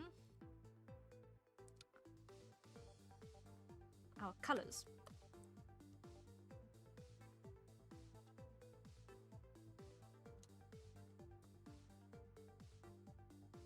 Fan character phase. Yeah, some people have a phase. Other people have multiple phases. It depends on how quickly they jump between hyperfixations. If there are no gaps between hyperfixations and you're just making fan characters for all of the hyperfixations one on top of the other and there's no gap, then it's not a phase. Then it's one phase. Then it's not multiple phases. Then it's one phase, not multiple. A long, ongoing phase of constant creation.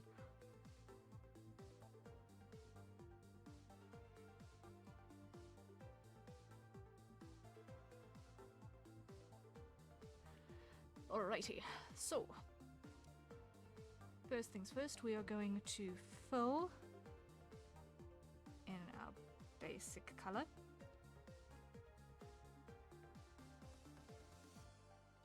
And I'm actually going to move that down. You might even call it creative chaos. Indeed, it is an appropriate way of phrasing it. Absolutely. It is absolutely an appropriate way of phrasing that. Okay. So I'm going to start by blocking in. Cancel. Lock opacity.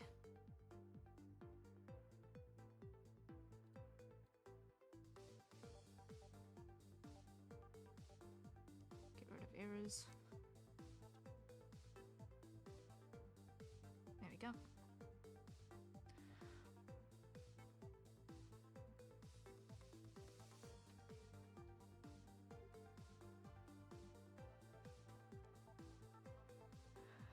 What's a phase? My brain is doing it right now!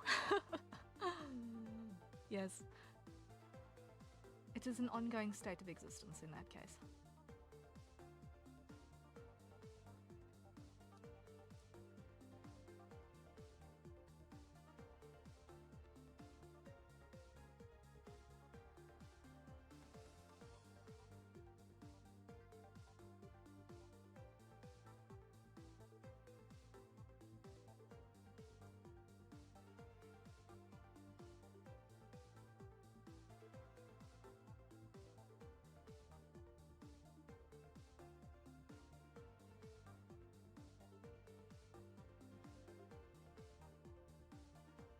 Part of me really wants to tease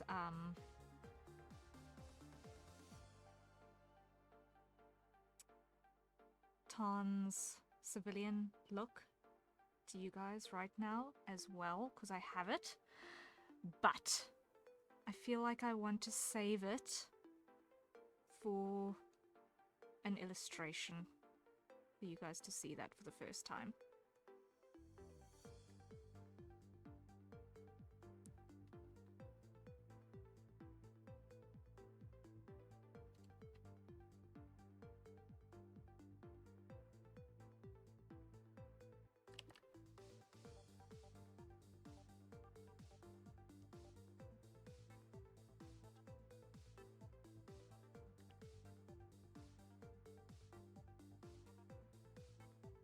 I'm not happy with that because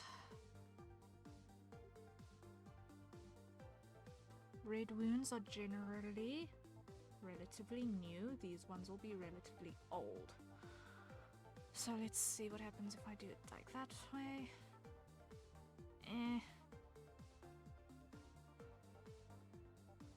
It's a little hard to see because he's pale.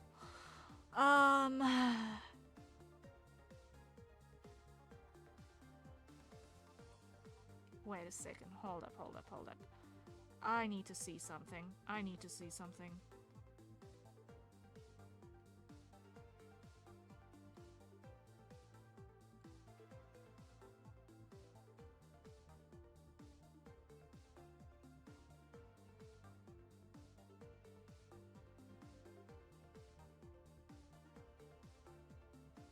Hold up.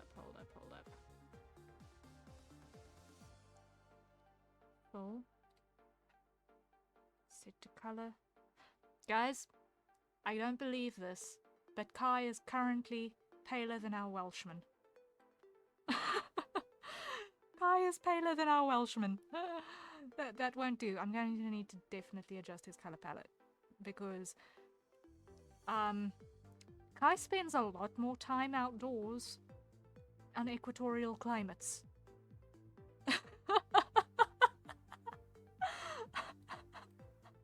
I'm going to need to adjust his color palette. Oh my word. I'm so going to need to adjust his color palette. Like, that is scary. Because let me just show you guys. This, in my part of the world, I am considered pale as death. And that is my skin color. Okay? That top is literally 1-to-1 my skin color. I am as pale as the Welshman, and yet Kai is paler than both of us. That will not do. I need to give this man a tan. He needs to have a tan. If he is not darker than that, it won't fly, because I spend all of my time not on patrol indoors. Kai does not. I need to remedy this. I need to remedy this. Fairly drastically. Yikes. And this is where character design is important, is considering these things. So, let me hide that for a second. And hide that for a second, and let's just go.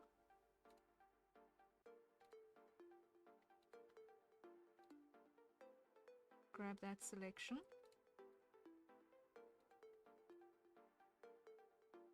And fill. So now we should have that, yes. So now we show that again. What I'm gonna do is I'm gonna cheat. I'm gonna go multiply. Because now, if I grab that as a base color, mwahaha,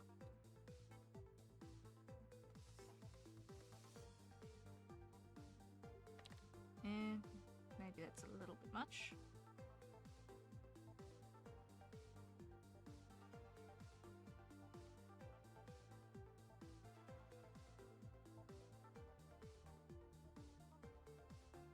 Like that. Yes.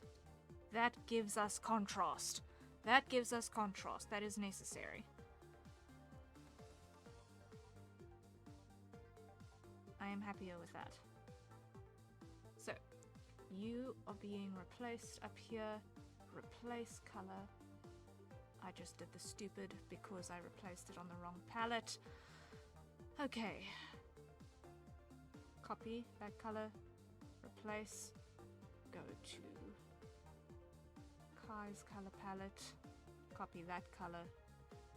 Replace.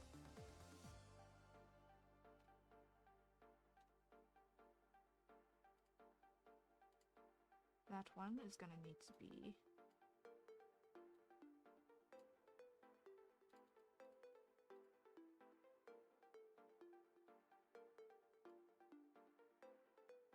like that. Yes. Okay.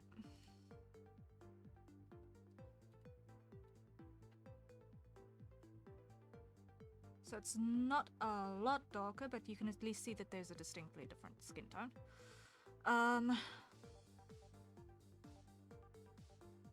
Because I'm a Fitzpatrick skin type 3.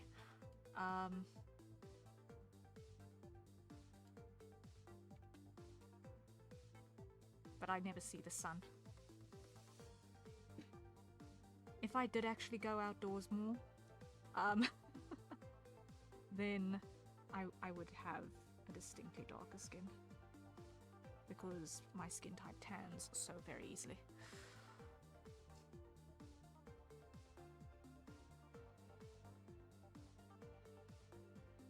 And hair color aside, I think Kai would probably be as 3 as well. Maybe a Mediterranean 4. Maybe a Mediterranean 4.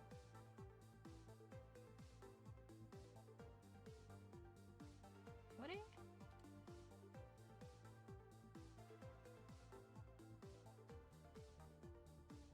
Hold up.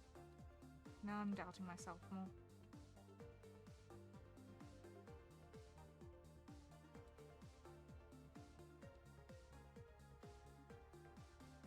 See.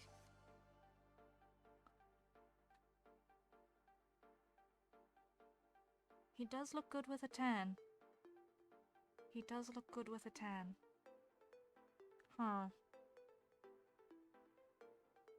Character design is hard. because it does also give us distinction. I like it, actually. I like giving him a tan. Okay. Replace color.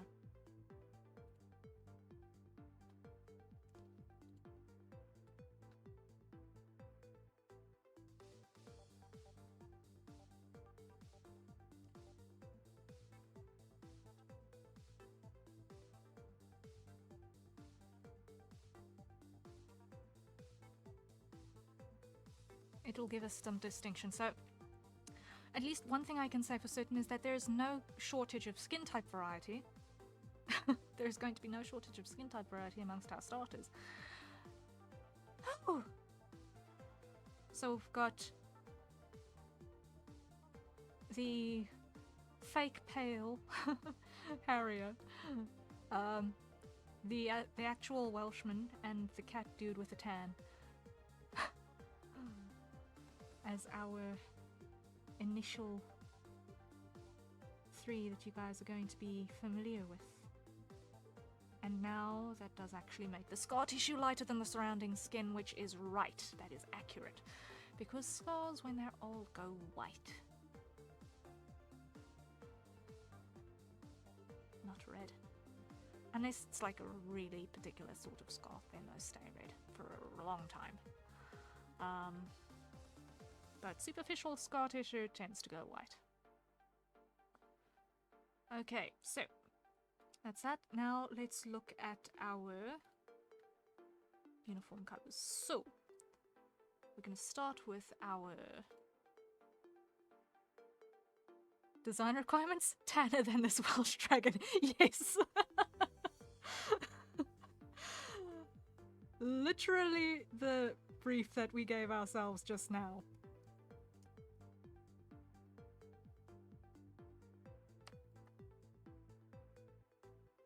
Oh man. Okay, so I'm going to take these two and I'm going to clip them down.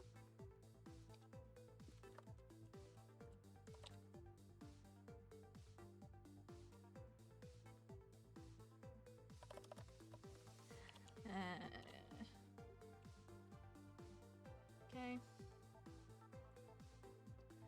Yeah, I'm just going to make sure that this is pulled in the right places today. Okay, now we've got silver there. This lighter color here on our sabatons.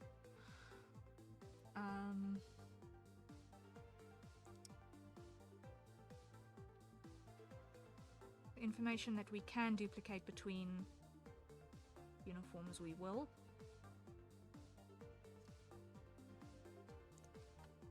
Why? Because it's a uniform. It's supposed to look identical, or mostly identical.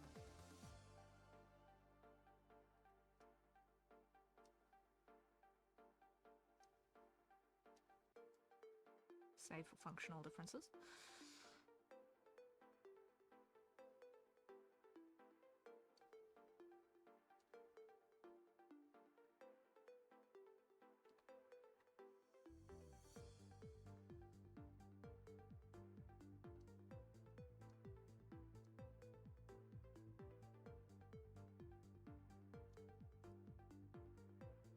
All right, now here.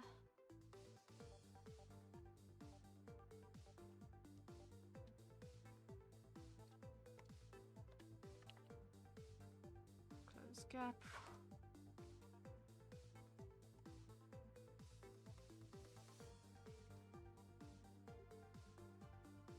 That'll do.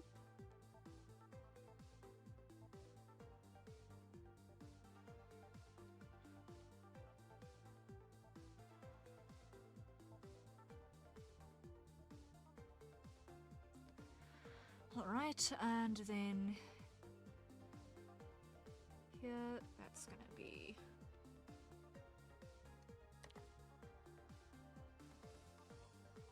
these sections.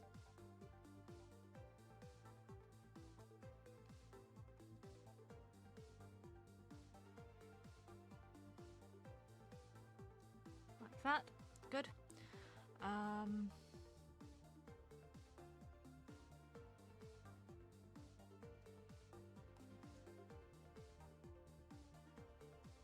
Rear braces. And braces.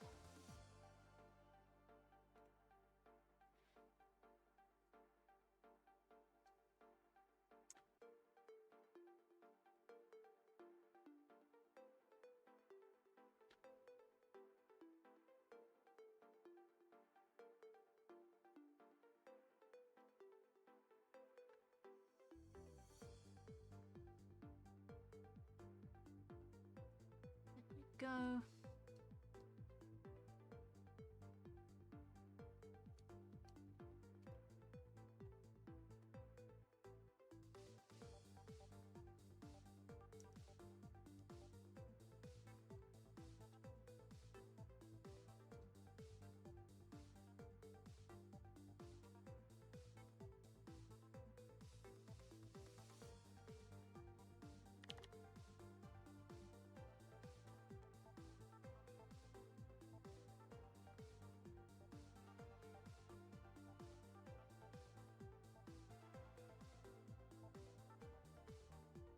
Okay.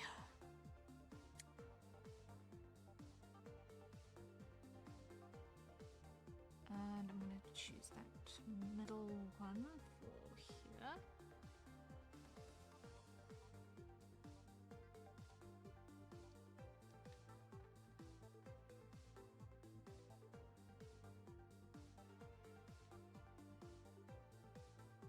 And this, what I'm going to do is I'm just going to fill it with a very much not correct color so that I can see. But it's very much the not correct color.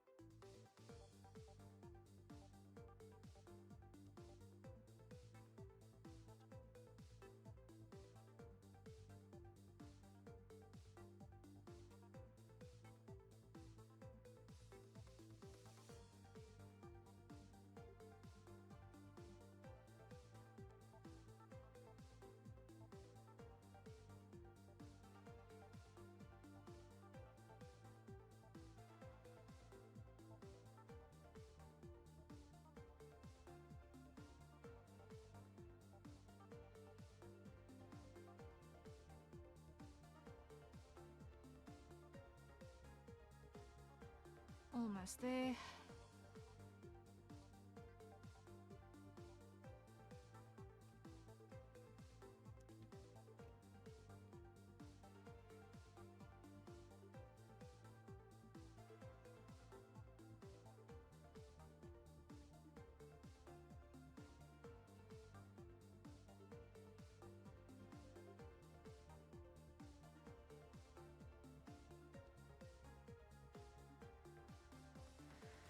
Okay, now here we're gonna grab these like so.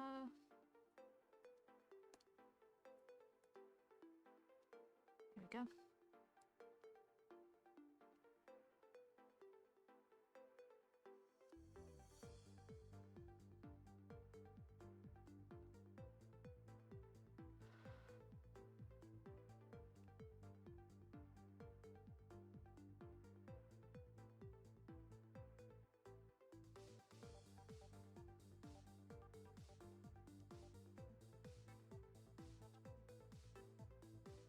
That.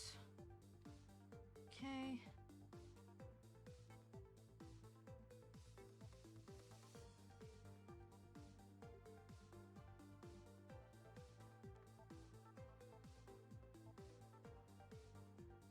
skin color again.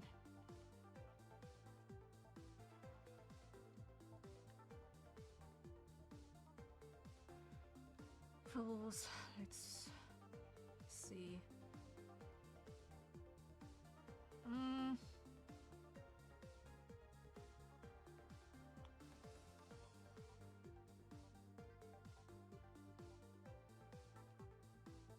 I think this top panel can afford a border paint.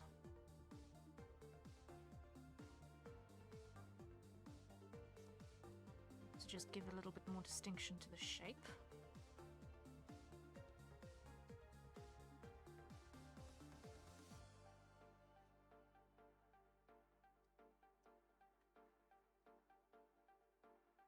Okay, that works, that works, that works.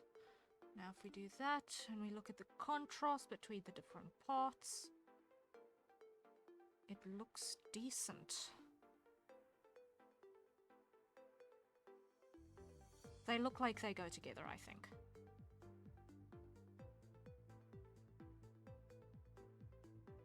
They look like they belong to the same military. That's helpful. Save button.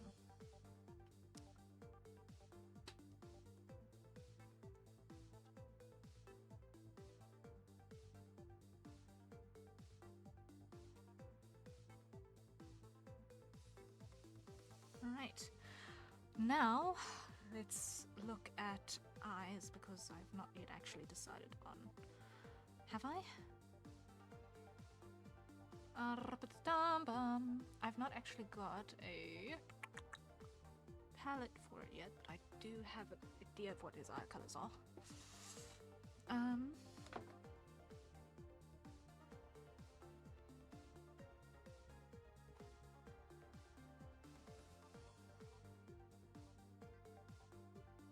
So for starters, let's put in the Slayer.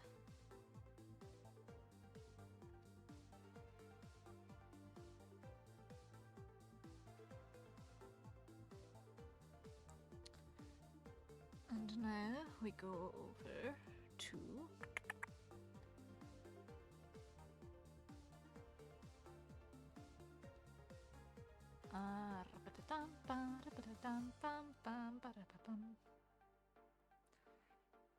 okay, so here what we're gonna do is we are going to start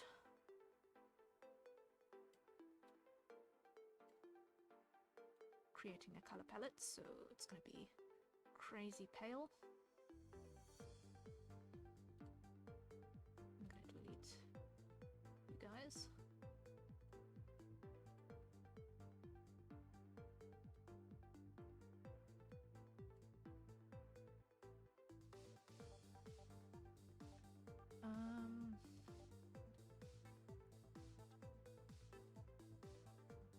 Add.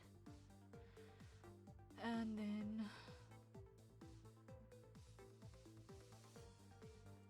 add, nope.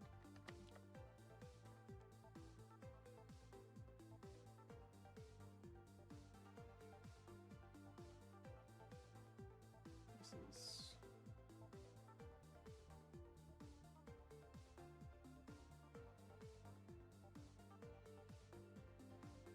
still just a smidge.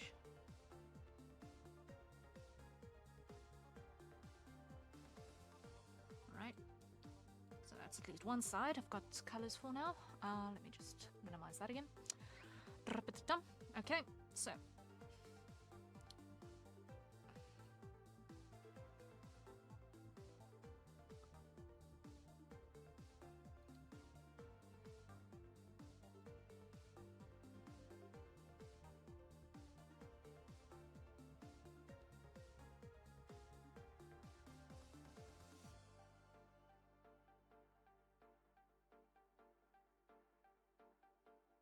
it's one, and on the other side. Let me actually just make sure that I'm not doing something stupid, because I want a contrast color for this, and on that it's going to be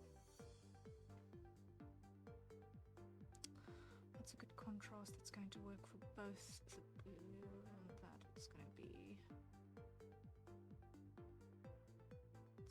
green.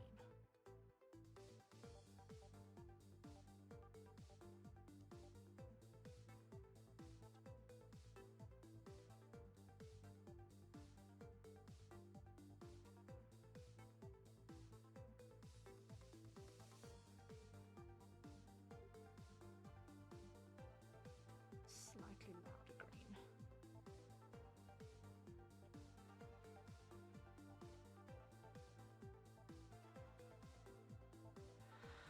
Okay, that'll do. And then on the other side we've got a amber eye, so we're gonna have that creep a little bit more to the yellow.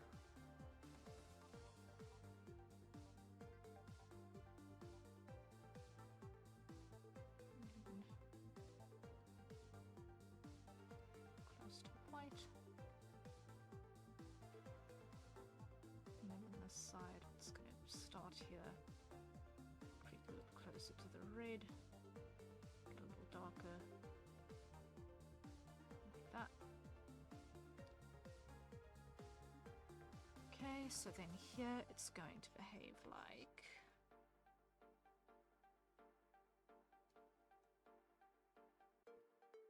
that.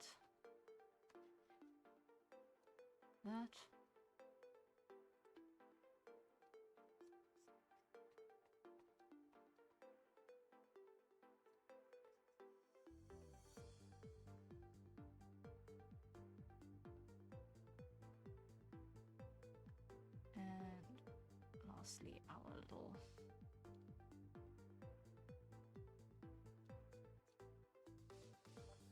pop color to just give it a bit of depth.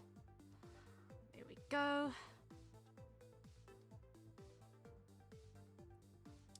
Happiness is. We now have the skirmishers and the paladins sorted. Okay. So let me just add a notes layer. Okay, and up here we're going to go to our marker, and I'm just going to write very roughly.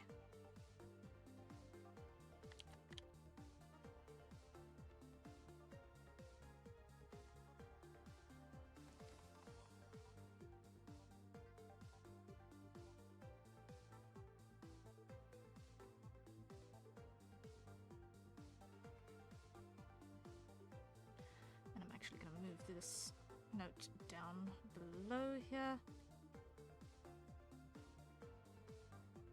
And I'm going to put the actual character names up top. So we've got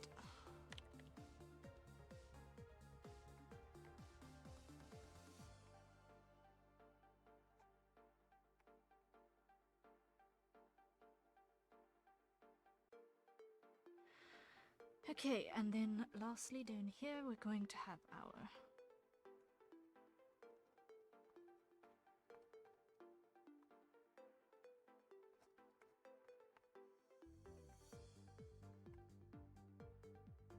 da-da-da! Because as the first sentinel that you guys know, I should probably have the actual appropriate uniform. I should probably have the new appropriate uniform. So let's get that sorted. Next. How are we all holding up? I think it's time for a hydrate. Everyone, acquire your nearest safe consumption beverage and take a sip.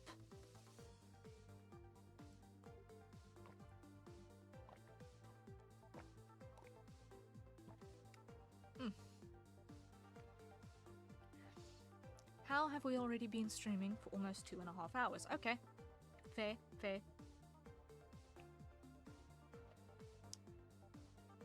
Let me just check something here quickly.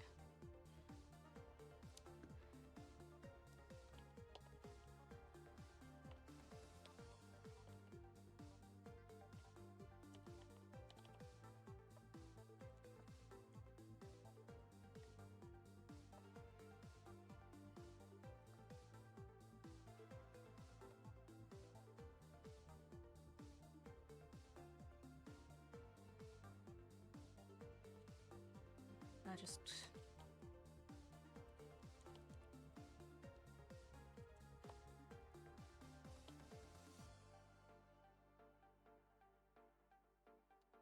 do that. I just needed to ask a question real quick. Okay, so now we're going to do... Okay, so, start off with choosing the right color palette, because I don't want to have the same issue I had previously. Okay, so, start off with rough posture. The uniform is unisex, so it doesn't matter that the previous two models have been male.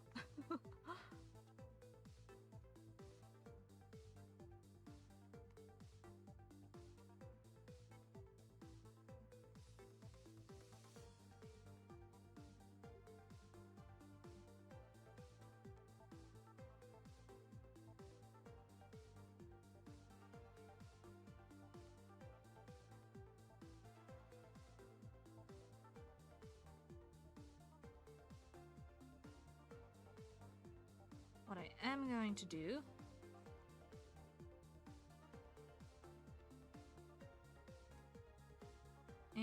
no. With Kai we can actually see what default footwear would look like, so I don't need to bother adjusting the concept art accordingly for Harrier.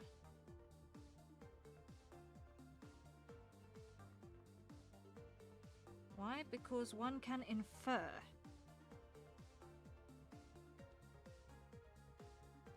As needed.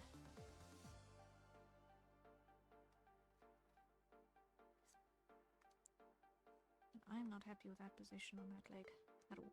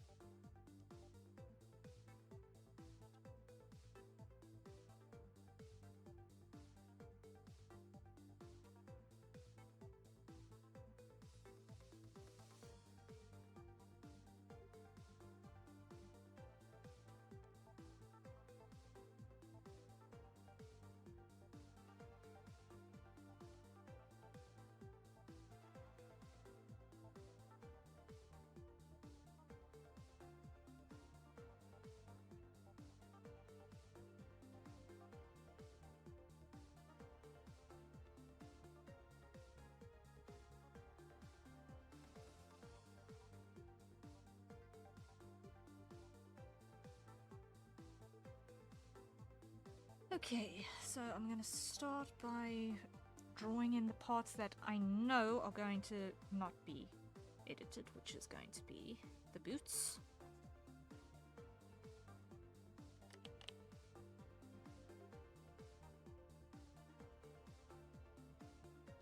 And I'm just going to do this roughly because it's pretty much just for me.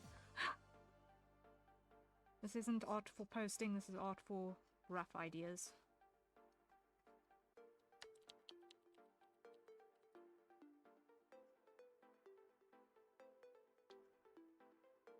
The true nature of concept art. It's not splash art. It's the rough ideas that you give yourself so that when you do your reference work later, you've got something to refer to.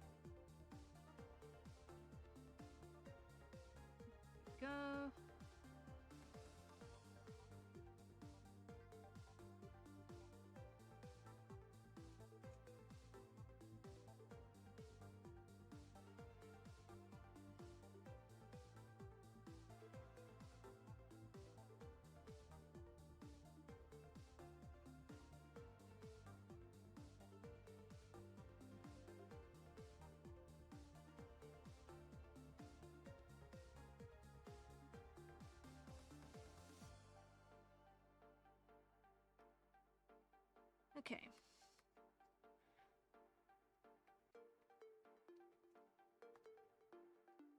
There's that. Sorted. Okay.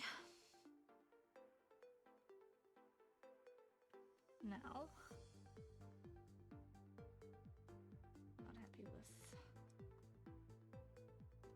positioning over here.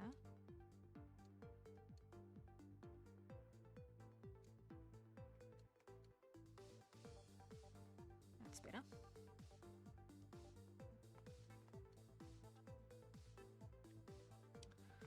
Okay, so then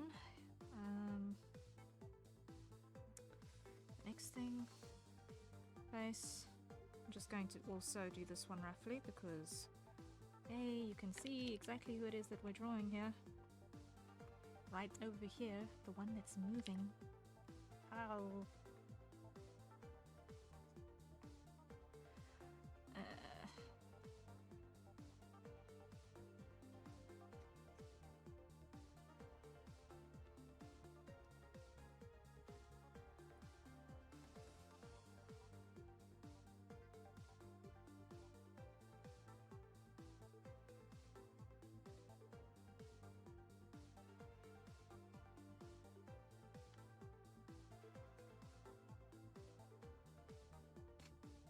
No. And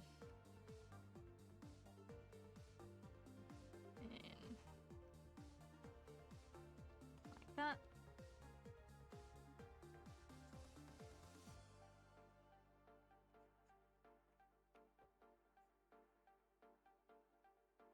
It's scary when you start getting a shorthand for drawing a character, that's for sure. When you know you've drawn that person a lot. When you've got a shorthand for them.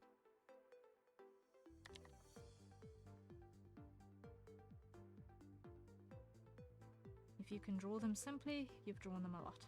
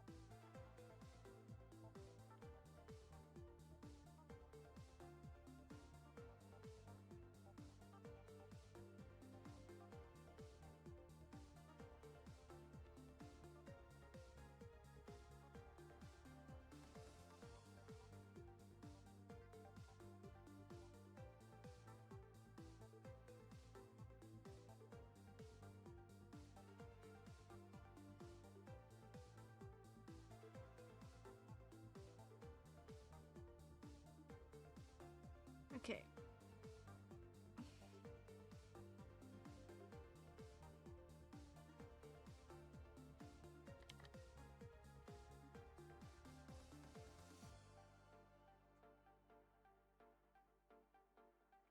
So that's that part out of the way.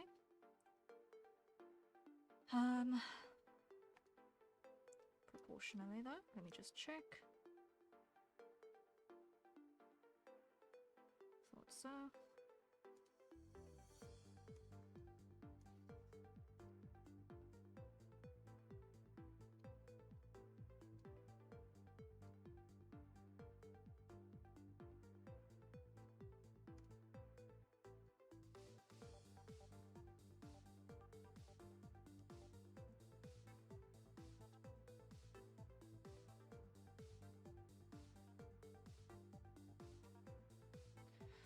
Right, okay, next. I think I definitely want to keep the creases.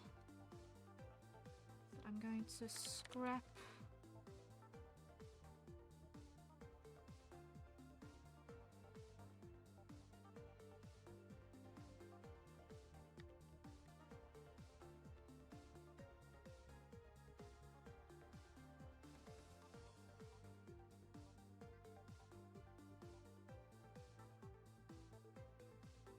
some high-level detail.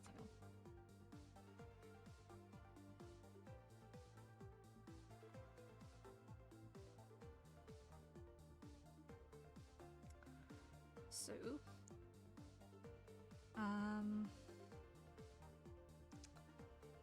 our apron is going to get shortened.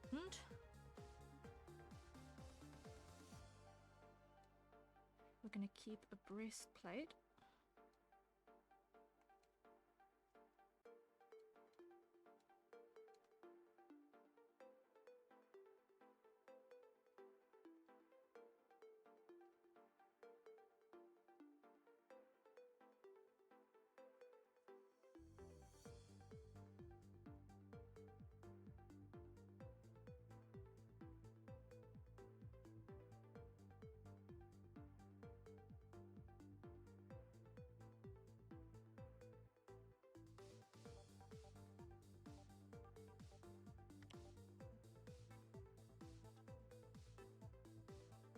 The thing with Sentinels is that they want to be as low weight as possible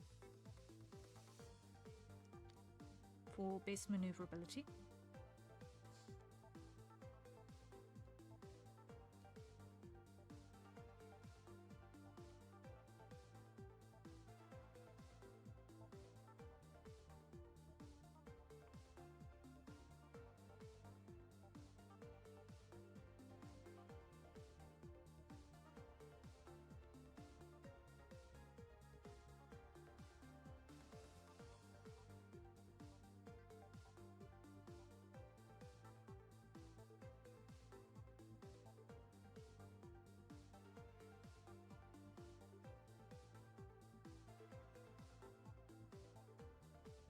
So, essentially what ends up happening is that they end up carrying very little on them,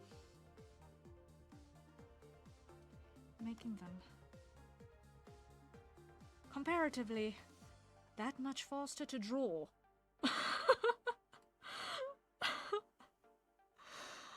Oh, just because there's less.